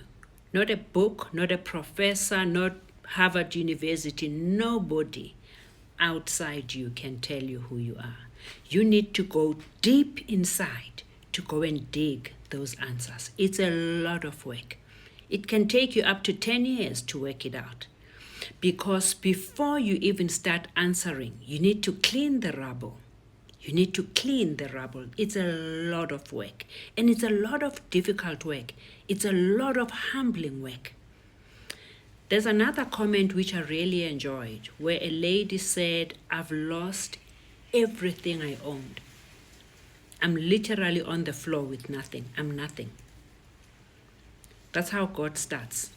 That's when you start your spiritual journey. He takes everything that you rely on, takes it all. Without, it won't be your fault, but you will lose everything. Not everybody. But when that happens, if you are awake, if you are conscious and you are present, you need to understand that is the beginning God gives you to take your spiritual path to find out who you are. So she's in a beautiful place because there's nothing more to lose. She's lost everything. And then there's this group who goes and read these mambo-jumbo spiritual books. Hey, I'm a human being having a spiritual experience. That is such a textbook answer. But I hear what you're saying. It just tells me that you've been reading these self-help books, which is okay. It's not harmful. But I need us to start digging deep inside to find out who you are. There's no book who can answer that question for you. No book. So what you have to do to get this answer is to start going inside and connecting with Source. Only Source will tell you who you are. That's why with children it's so easy. They've just come from spirit, so they know who they are. So when you catch them early, when they are a year old, you think the babies that are 2 days old, 5 months old, you think they don't hear all the things you're saying. They are looking at you and they say, look at this fool. They know more than you. They know everything. All you have to do is to keep them in that knowledge so that they never forget. Where we are, like at my age, and a lot of people, 10, 11, 12, they have forgotten who they are. That's why when they say remember, they're remembering you. Like you become a member of the Spirit again. That's what remember means. You go back. So that's what we have to do. We need to remember you so that you can remember who you are. It's a difficult journey. You need to be committed to it. So, but from your responses, I think most of you are very, very committed. I'm very encouraged. I'm very impressed. So let's take the journey. Sanbonan. Today I'm doing 3 videos for you. One is about why township economy is very important for us. One, it's about your conduct, your behavior. And one, I want to touch on our health challenge. You know, historically, in November 1884, there was a German chancellor, Otto von Bismarck, who started a conference in Berlin, in a street called Wilhelmstrasse, 77, which means 77 William Street. He had a conference where he invited all European countries to come and partake in dividing Africa. They divided Africa into small pieces, and each country would take what they want. So they had 2 reasons for doing this. The first one was to enrich themselves with our minerals and our natural resources. But because they are scared of us, we have strength and we are many, they had to come with a strategy to weaken us. And that strategy is called divide and rule. To date, that is the biggest injury on a black mind, because they succeeded in dividing us, and that's how they still rule us. In modern day, they buy powerful black people. They give them billions, and they say, control and abuse your people. Here's the money. They keep on paying the billions, and your job as a black person is to abuse other black people. It's the same strategy, divide and rule. So they rule all of us through that. Today you see corrupt politicians, you see criminals who are stealing billions from tenders. They are sent by the same white supremacy, divide and rule. You ask a simple question. Those billionaires, those stolen billions, what do they do with them? Have you seen an old age home that looks after our elderly, that is built by them? I haven't seen one. Have you seen anything that empowers black people? I haven't seen one. What is important is that you are above your people, to show them that you are the king and they are below, they are nothing. That's why you have to remain a billionaire. But this illness, this injury, also go to poor people, to normal people. I've asked you a simple thing. Do not send me proof of payment. I don't want to see it. I work on trust. You said you want an account to donate. I opened the account. I don't care how much you donate. But you must elevate yourself above other people and show that you donate. And you insist on sending a proof of payment when I told you I don't want it. It loads my email system and disturbs my work. You still do it. Why do you still do it? lack of respect. Because my time is free to you, you can abuse it the way you want. Then there's another group that does not send the proof of payment. But to show everybody that they pay, they go to the comments and they say, I'm unemployed. But even though I'm unemployed, I've just donated 200 rands. So? What must it do? Give you a medal? Oh, I made my first payment of 500 rands today. So? Are you telling the people who cannot afford to make payments? What are you telling us for? Have you ever read Matthew 6 verse 2 and know what it says about mentioning a gift that you give to the needy? It says, don't ever blow your trumpet and announce what you give to the needy. God says, because you lose the blessing. We don't want to know what you've done. That's why you see ngesiZulu bathi abazenzisi, the hypocrites, when they do, the billionaires, when they do anything periphery that costs them nothing, it's in every newspaper, every social media platform. Hey, look at me now, look what we did. And they put the poor people in front of them. Then you know, this is not altruism. It's just self-enrichment. It's marketing. I don't want to know how much you paid.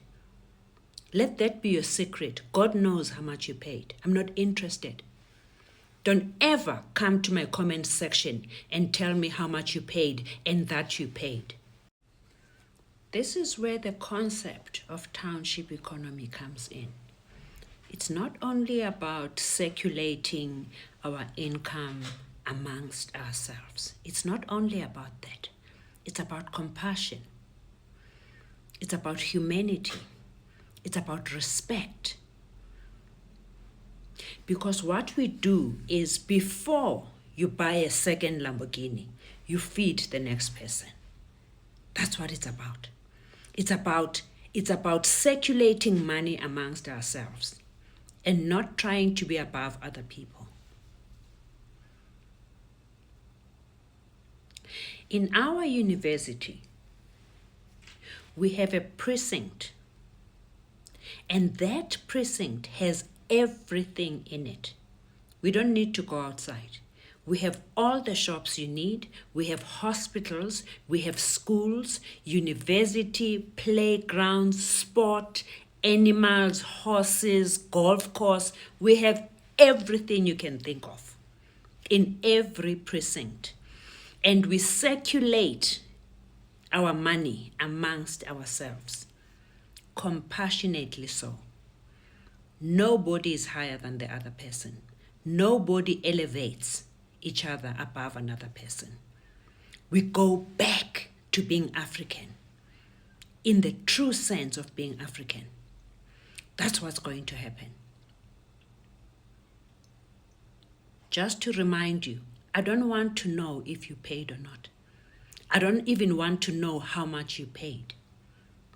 We are contributing to come together as one, not to highlight who does what.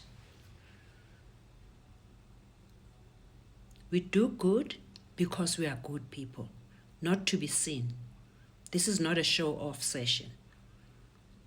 God says, do not announce what you give the needy. Otherwise, you lose the blessing. Remember that.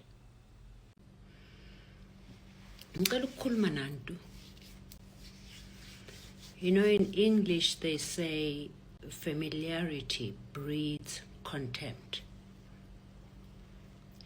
NgesiZulu bathi kuhle ukwazana, kubi ukujwayelana. The things you say in your comments, the things you say on the email messages you send to my office are unacceptable. The things you send to my office are enough for me to close this entire thing and walk away. I will not tolerate it. Angisitsho myenu mina. I'm here to do professional work. And for in case you think this is a play page, you need to go somewhere else. This is not an influencer's page where you just go and stretch your arms and say what you want. This is a professional page for intellectual construction. And your tongue, your language must match that. Angsu mina. And there's this thing you do that I detest. You cannot abbreviate things if I don't have a list of your abbreviations. Don't ever write to me in abbreviations. I don't know what you're saying. And then there's this thing you write, which is C for Charlie, but you do it twice. As in someone is copied here. But you mean CC. This is a professional space. If you cannot speak in professional language, please go to another page. No abbreviations, you write emails and you say, hey there. Who are you talking to like that? Hey. And you will not address me with all the things that you say in the street, Mandlala. If we're not going to address each other formally and appropriately, I don't want to talk to you. It's a pity you can't even ask the people who say hi. Hi. How can you write an email and say hi? Who are you talking to? Hi. Hi, man. Nifunde yaphi isikolo? I understand that I have offered to heal a black brain. I have offered myself to be the facilitator between your brain and God to make sure you get the healing you need. But when you come to me, you need to bring the brain with. You can't come to me empty-headed. You need to come with your brain and think. How do you write an email to a university and say, hey there? Who are you talking to? And then there's this new trend from influencers who think I will spend 44 years studying, Mlalemi Godini conducting lived research to learn how to heal a black mind. And they think when I finish with that research, I'm going to come back, spend 18 hours a day, every day, creating a platform where we start our university. And when that platform has 234,000 followers, they just waltz in and start selling their products. On my page,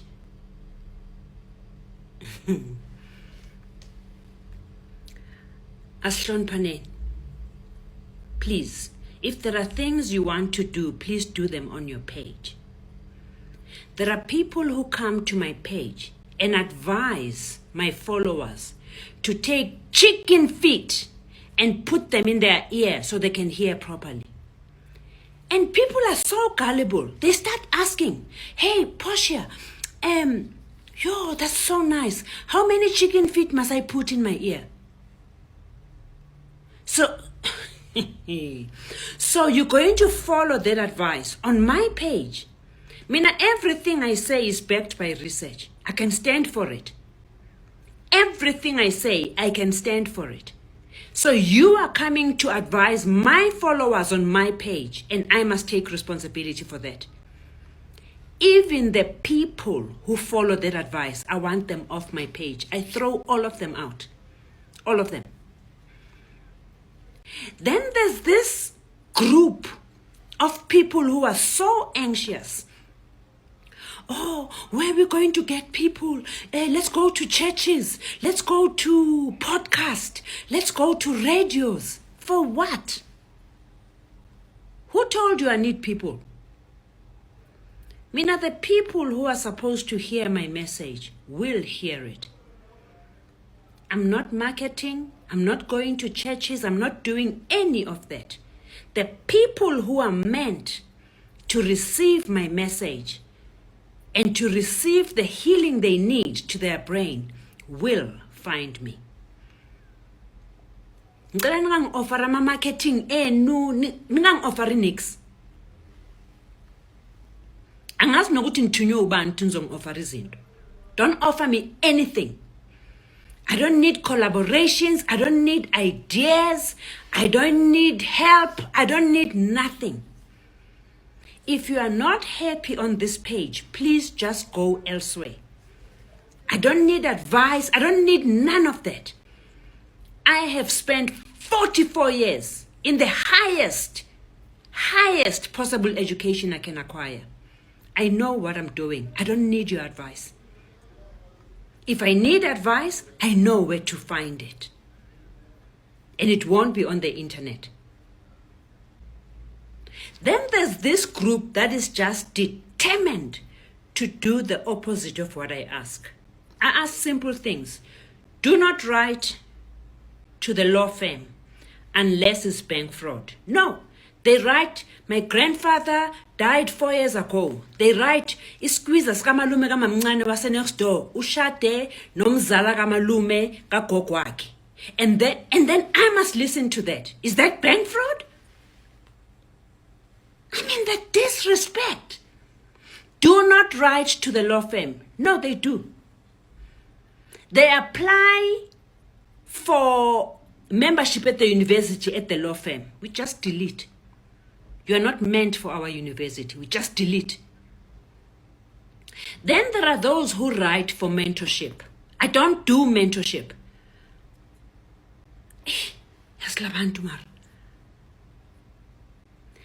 On my letters in Tumelawana recently, I even wrote in red, do not respond. Do you know what they do? They respond, Ang Tumelabo. Hi, Lavi. Oh, I'm acknowledging your mail. I said do not respond. Your unacceptable behavior has forced me again to change the way I work. I will not tolerate this any longer. If you continue disrespecting me and disrespecting my time, I tell you in front of God, I will walk. I'll give you your account back. I'll give you everything we've done back. And I'll walk. I do not get treated this way. And I hate repeating myself. So if you're not going to listen to all the warnings I'm giving you, one day you'll have no one. I will go. African countries are begging for this. I am staying here because I saw the serious group of people who have put their hands together to make sure that we heal our nation. But the people who are determined to spoil things for us, I'm going to walk.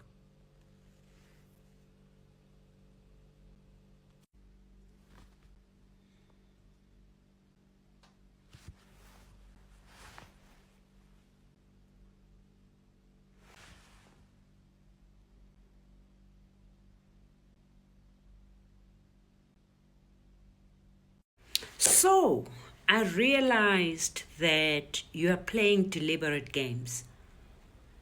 I'm not going to be part of that. So let me tell you what I did.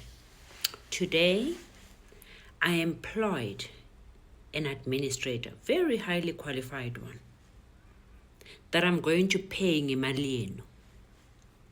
So that when you waste somebody's time, you at least pay for it. Yes, why ningdelela? because I'm giving you my expensive time for free. Yesterday, I stopped everything. You get 400 mails, 110 of them. Abolavi, I'm acknowledging this. So, you are disrespecting my time because it's free. I'm not giving you my time for free anymore. I have employed an administrator. That's why today you didn't receive anything, because we have to set her up. I'm going to buy a computer. I'm going to set her up, and she's going to deal with the forms. And I told her, those who respond, those who give half-filled forms, just delete. I'm not going to waste my time in Dodosa. If you don't want to be here, don't be here. There are people who are very serious. They send perfectly filled forms. Perfectly filled. Nihilwa yini abanye abantu? So I've told the administrator, here's what's going to happen. These that come like this, just throw them away. We only deal with people who are serious. We only deal with people who are going to come with us with their brains, because that's what we need to work with, the brain. If you come with us, if you come to us without a brain, we cannot help. Go somewhere else. So from tomorrow, you'll start receiving your forms again. Today, I refused to give my time for free. I refused. Instead, I went and looked for somebody. I found somebody, and they're going to start working tomorrow. So you'll start getting your forms again tomorrow. And from now onwards, you pay for that time. You want to waste that time, you pay for it. And it will take you longer to get to where you are going, but you are never abusing my time again. Dumelang. Today, I really didn't want to come online. I am extremely busy. I'm sorting out our memberships. I'm preparing for the app. The forms are so involved. It's not just your name and knowing who you are and you're a member. I'm looking at qualifications. I'm looking at where I should place people. I'm looking at who you are and your experience. I verify people to make sure they're real. And then I'm doing a lot of preparations for the university. I'm working with the feasibility study people. I'm working with the app group people. I'm working with the health shop that we're busy setting up. I'm trying to get premises. I'm getting licenses.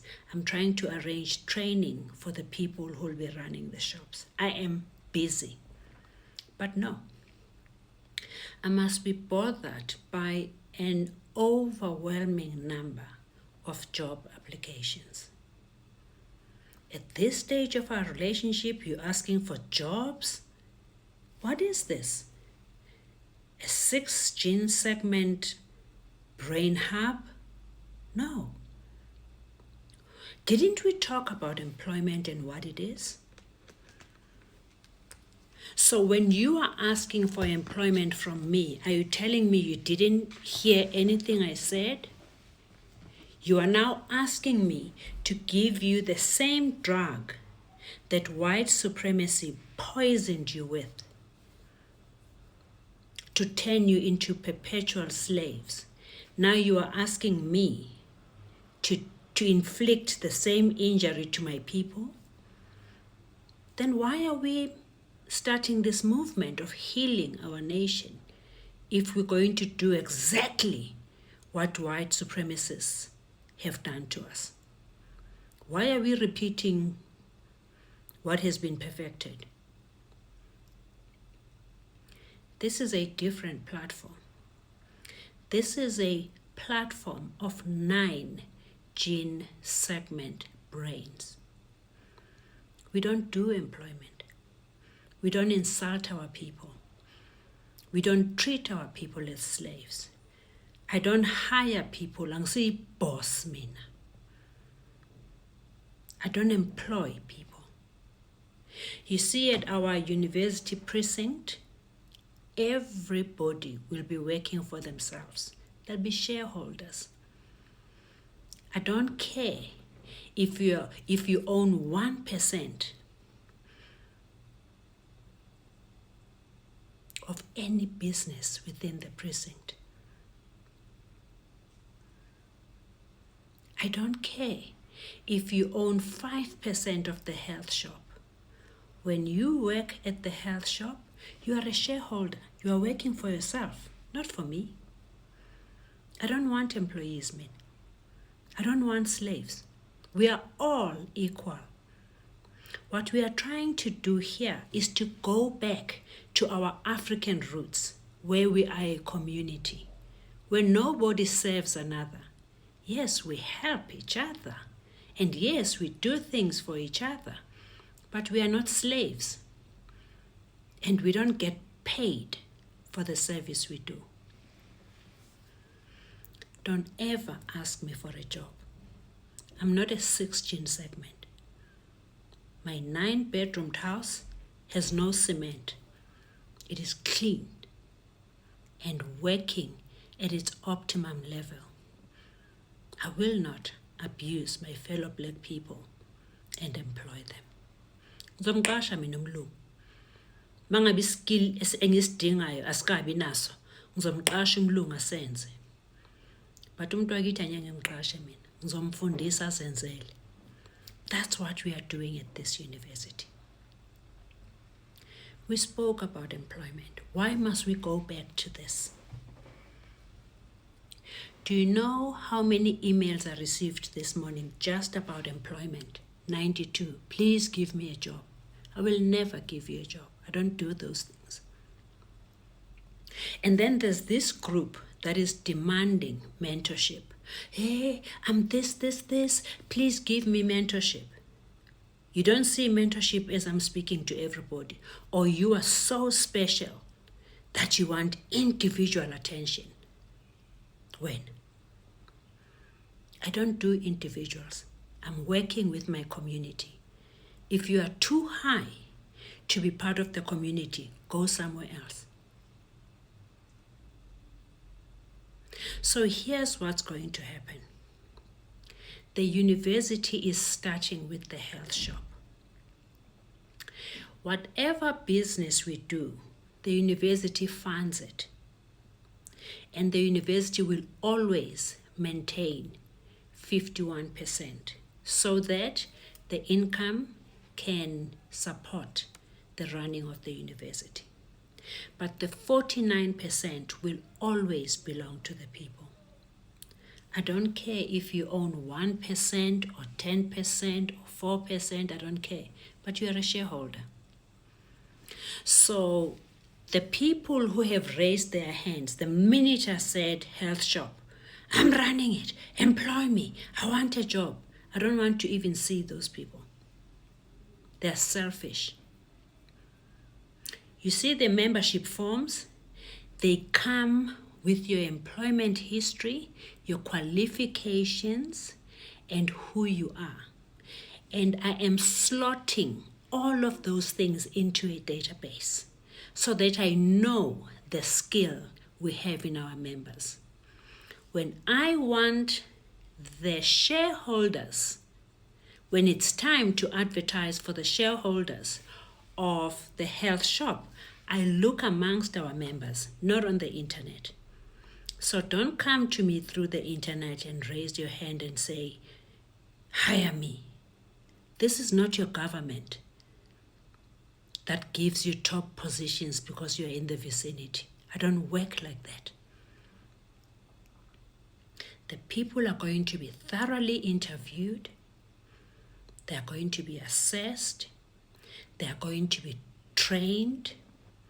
And they're going to be made shareholders.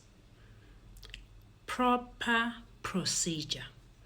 We don't jump and take people because they're in the vicinity and give them jobs. We don't do that. We don't do jobs.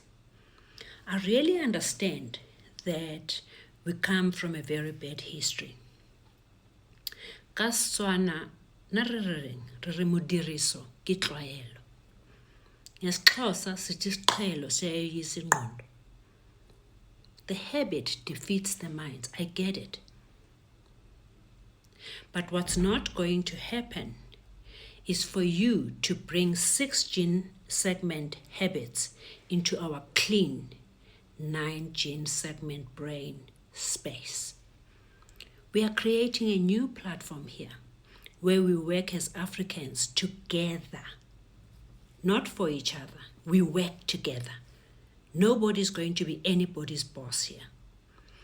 At our university precinct, everybody will be a shareholder of something.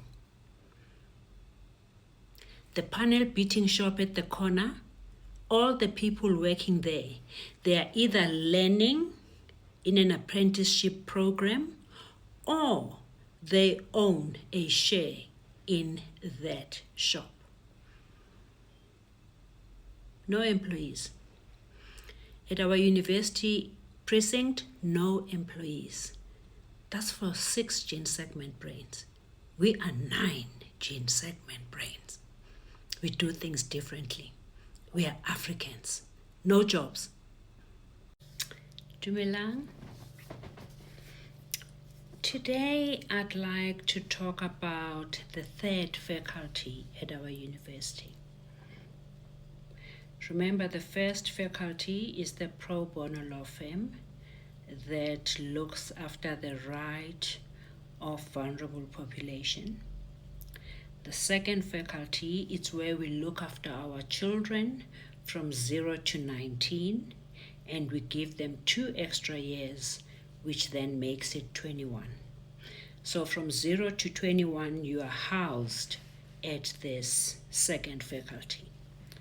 The 3rd faculty talks about the older youth who are 21 years all the way to 100.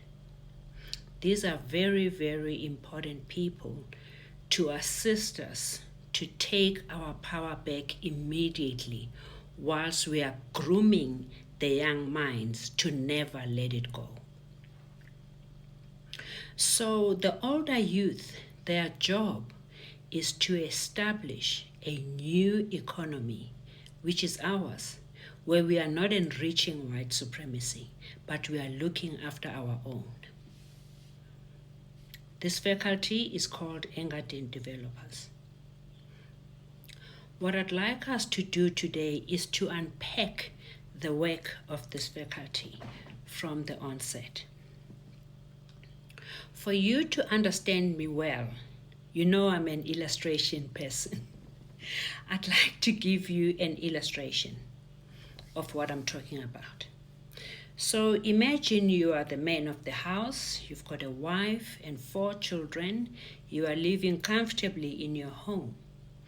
One evening at about 6 o'clock, you get a knock at the door. When you open, you find a very disheveled family. A mother is holding like a 3-month-old baby, and there's 3-4 other babies who are just standing around. They look hungry, they look thirsty, they are not very clean, they are desperate. The father is on his knees. He says, "Please, can you help me and my family? We've been traveling for 3 months from Europe on a boat. We have not had food, we got lost, we don't even know where we are. We just saw the shore and we parked. And then we saw the light in your house and we came to ask for help. Please just help us for a few days to get a place to sleep and help us with water and food." As an African man, you are taught to help others. You open your door. You give them food. You give them the bath. You give them water to drink. You give them a room to sleep. These people sleep in your house and everything is fine. But it's now 2 months, 3 months, 4 months. They're not making a plan to leave.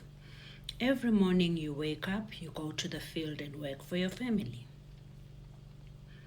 One day you come back from work and you notice at the corner, at the far corner of your house, there's a shack, the house built with corrugated iron, a one-roomed house, right at the end of your yard. You've got a big yard.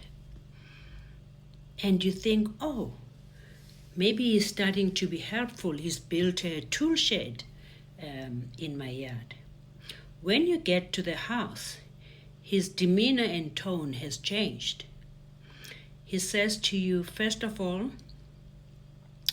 I cannot even pronounce your name. You are not Mzwandile anymore. Your name is George.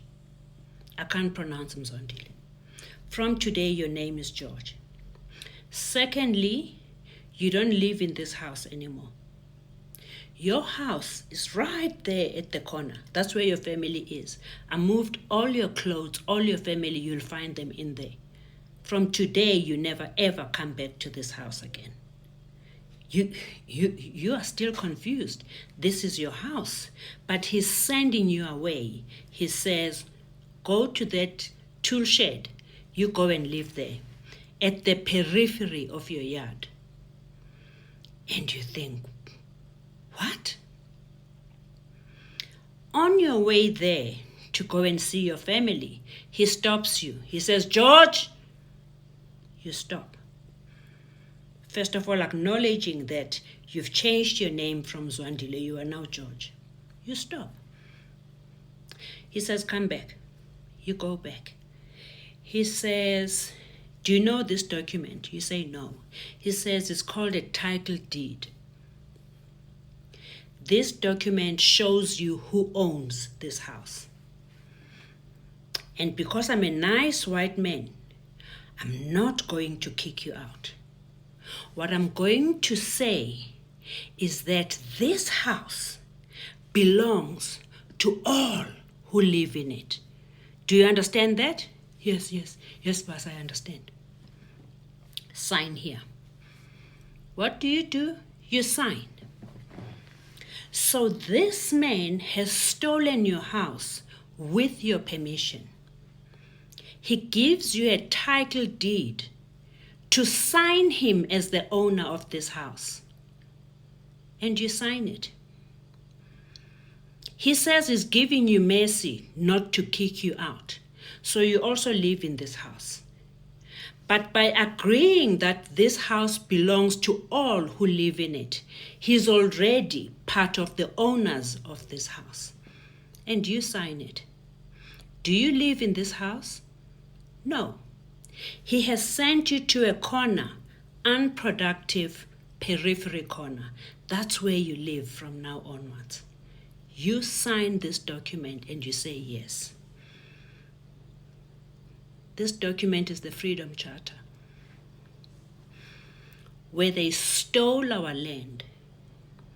Then they said, South Africa belongs to all who live in it.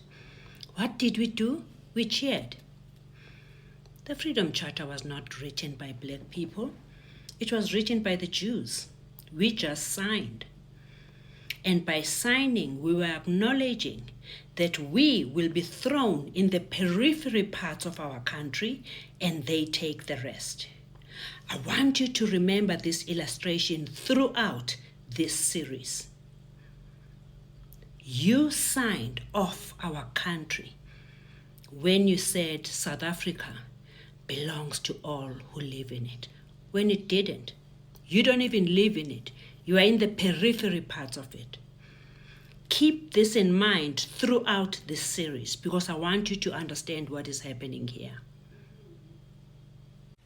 Hear me well when I tell you that white supremacists coined the term South Africa belongs to all who live in it.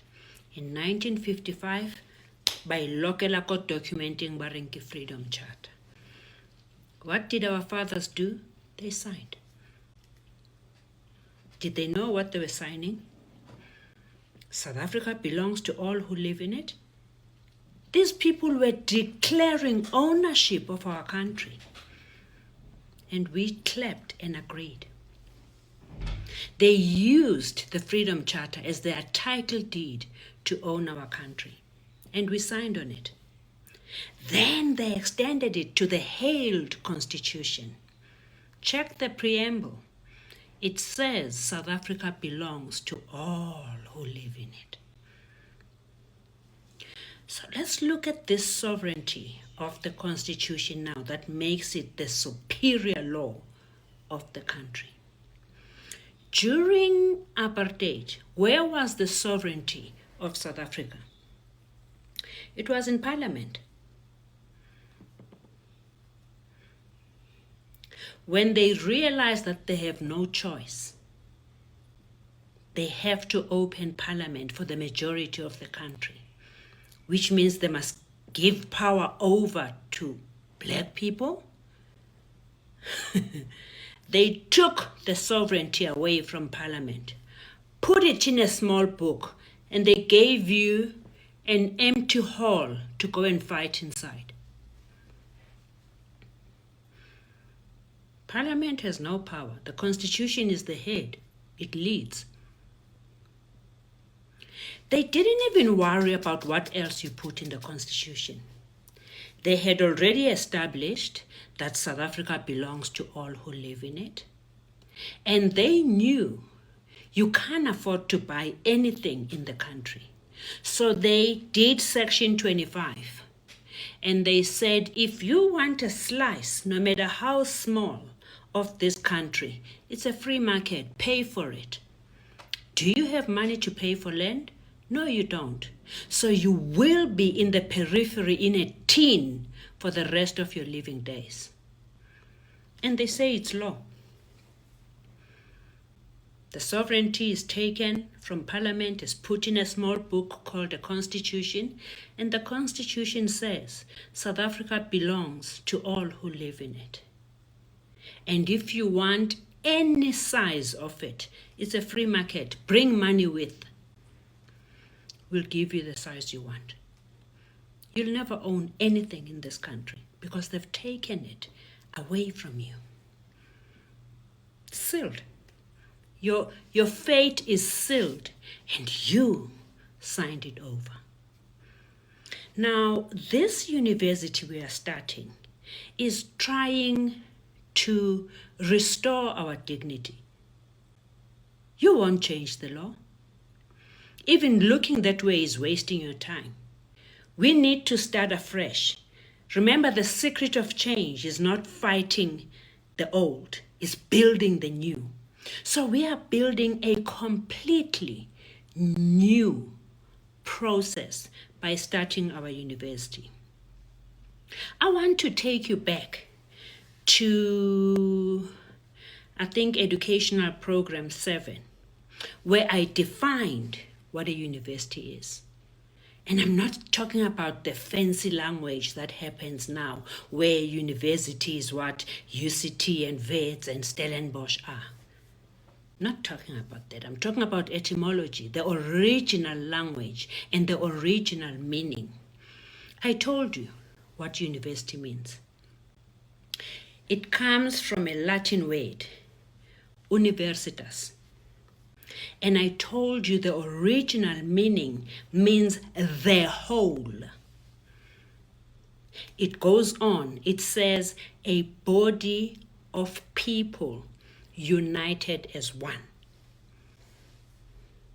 It goes further and it says, it emphasizes a united community of people who appear as one. That's what our university is about. It is putting together what Otto von Bismarck undid in 1884 when he broke down our continent and sold it to all the Europeans to take what they want. Playing the divide and rule, separating us as a people. So what are we trying to do at our university? The first thing we are trying to do is to bring us back as a people so that we are one. Now there's a mistake we make in South Africa. We think South Africa is in space or Europe or something. You hear people say, these people from Africa. Where are you? If these people are from Africa, where are you from? Because where we are is Africa. These people are you. Do you know what white supremacy understands today?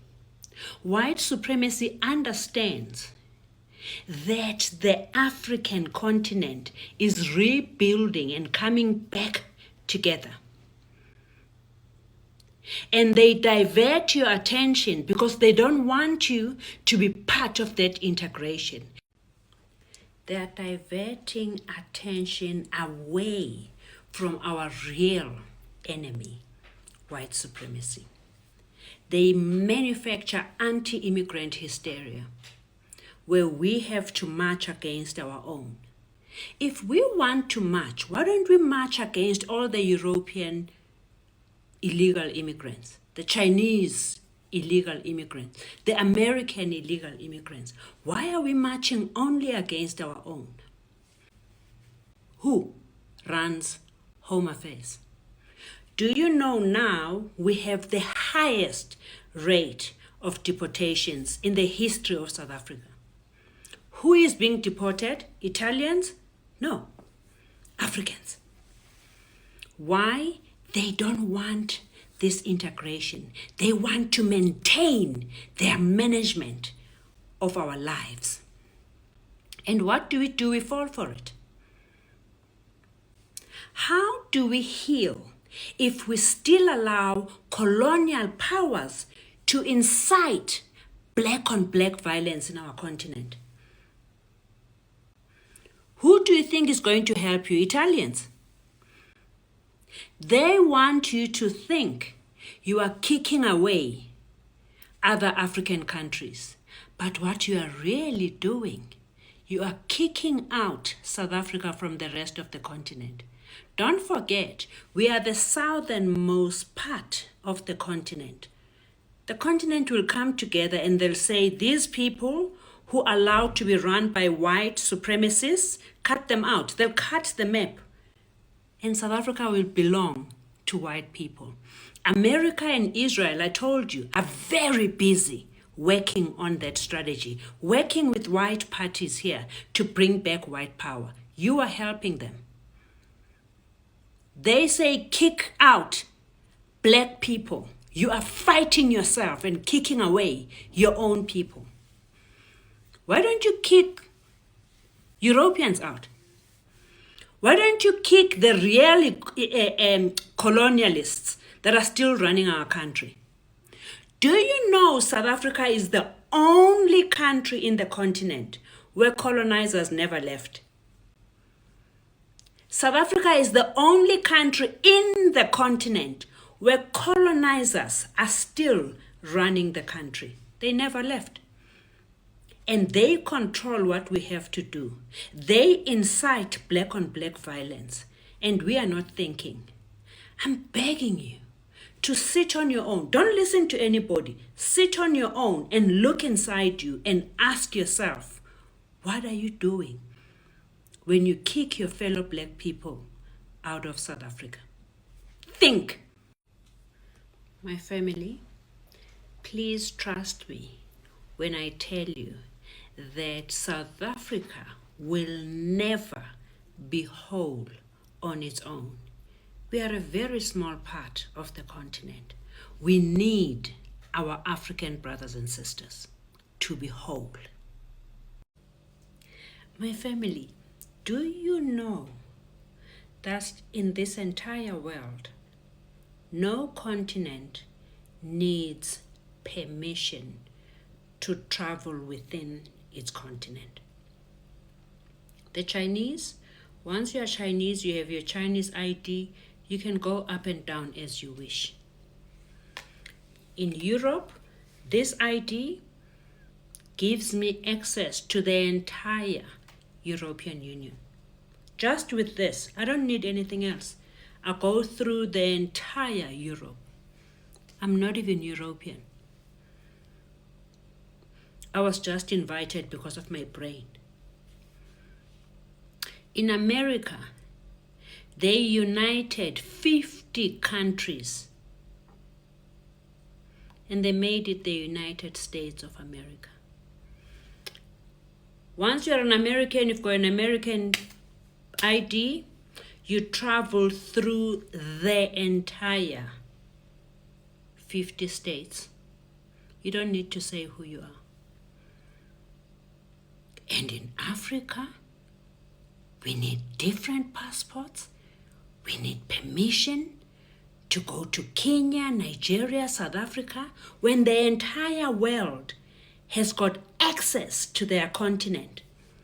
We are the only ones who still has borders that date back to 1884. That say, I need permission, I need a visa to go to Ghana, to visit my people. I need a visa to go to Nigeria, to go to Kenya, to go anywhere. The entire Africa is home. To go to Burkina Faso, I need a visa. When are we going to wake up and make our people enjoy their continent without colonial management? When are we going to do that? When are we going to respect ourselves enough to allow our family to travel their continent freely? Can we at least be free in our continent? You have to carry visas to the United States of America, to Europe, to China. You need visas for all these places. Can we at least be allowed to enjoy our continent? So what I want you to know is that everything we do today, we are defining the life and future of our children. Everything we do today. If we're going to put hatred as the core of how we treat other Africans, our children will live through that hatred. Everything you do, it's a cycle, it comes back. Karma. What goes round comes round. Whatever you do today, you are creating a future for your children. You are saying, we are not strong enough to manage ourselves. We need colonial management to tell us what to do. You know, the people who are marching against Africans are paid. I'll tell you that today. I don't know who pays them or whatever, but I'll tell you today. There's no sensible black person who can stand up and fight their own in the fashion they did. What I found even more interesting is that mainstream media made sure that this is recorded and put on television. That on its own should tell you you're doing something wrong. That on its own. I am begging you to have self-respect. I am begging you to understand that we need to develop an indigenous power structure that includes the entire continent. My family, always remember that the purpose of our university is to reunite us as Africans to achieve three things: to heal the brain of an African child, to start our own economy, and to restore our dignity.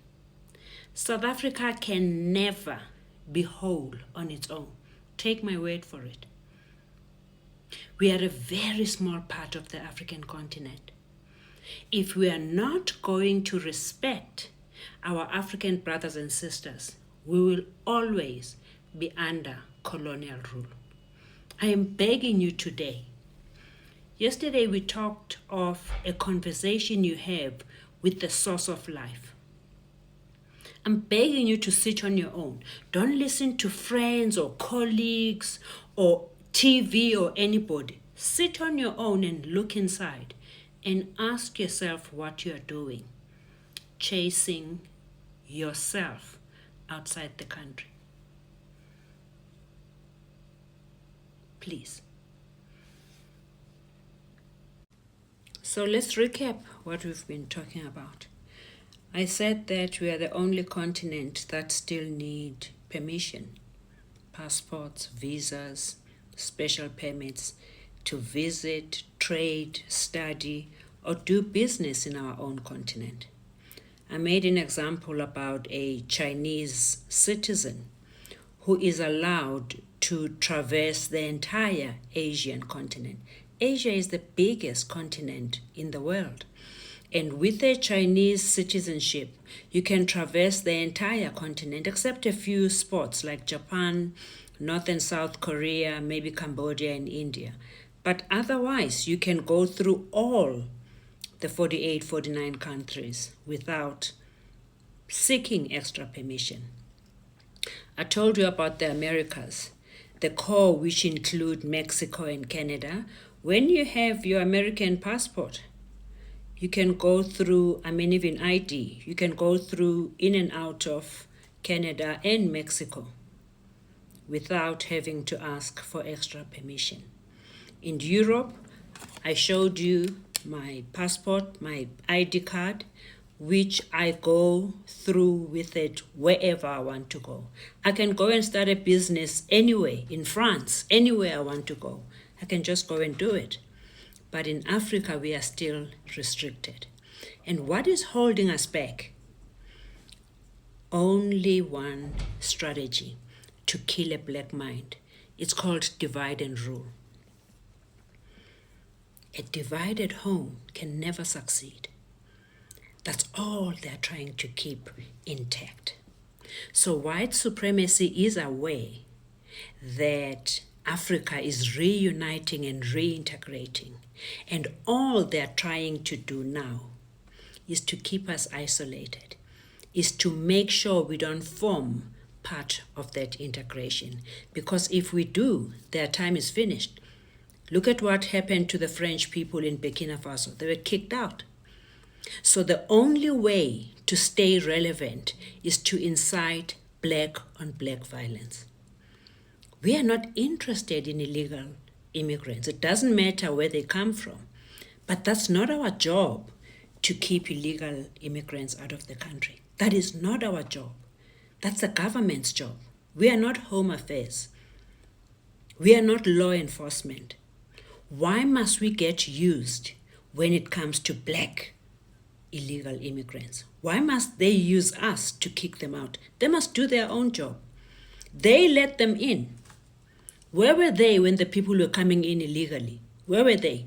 Why don't we have proper borders?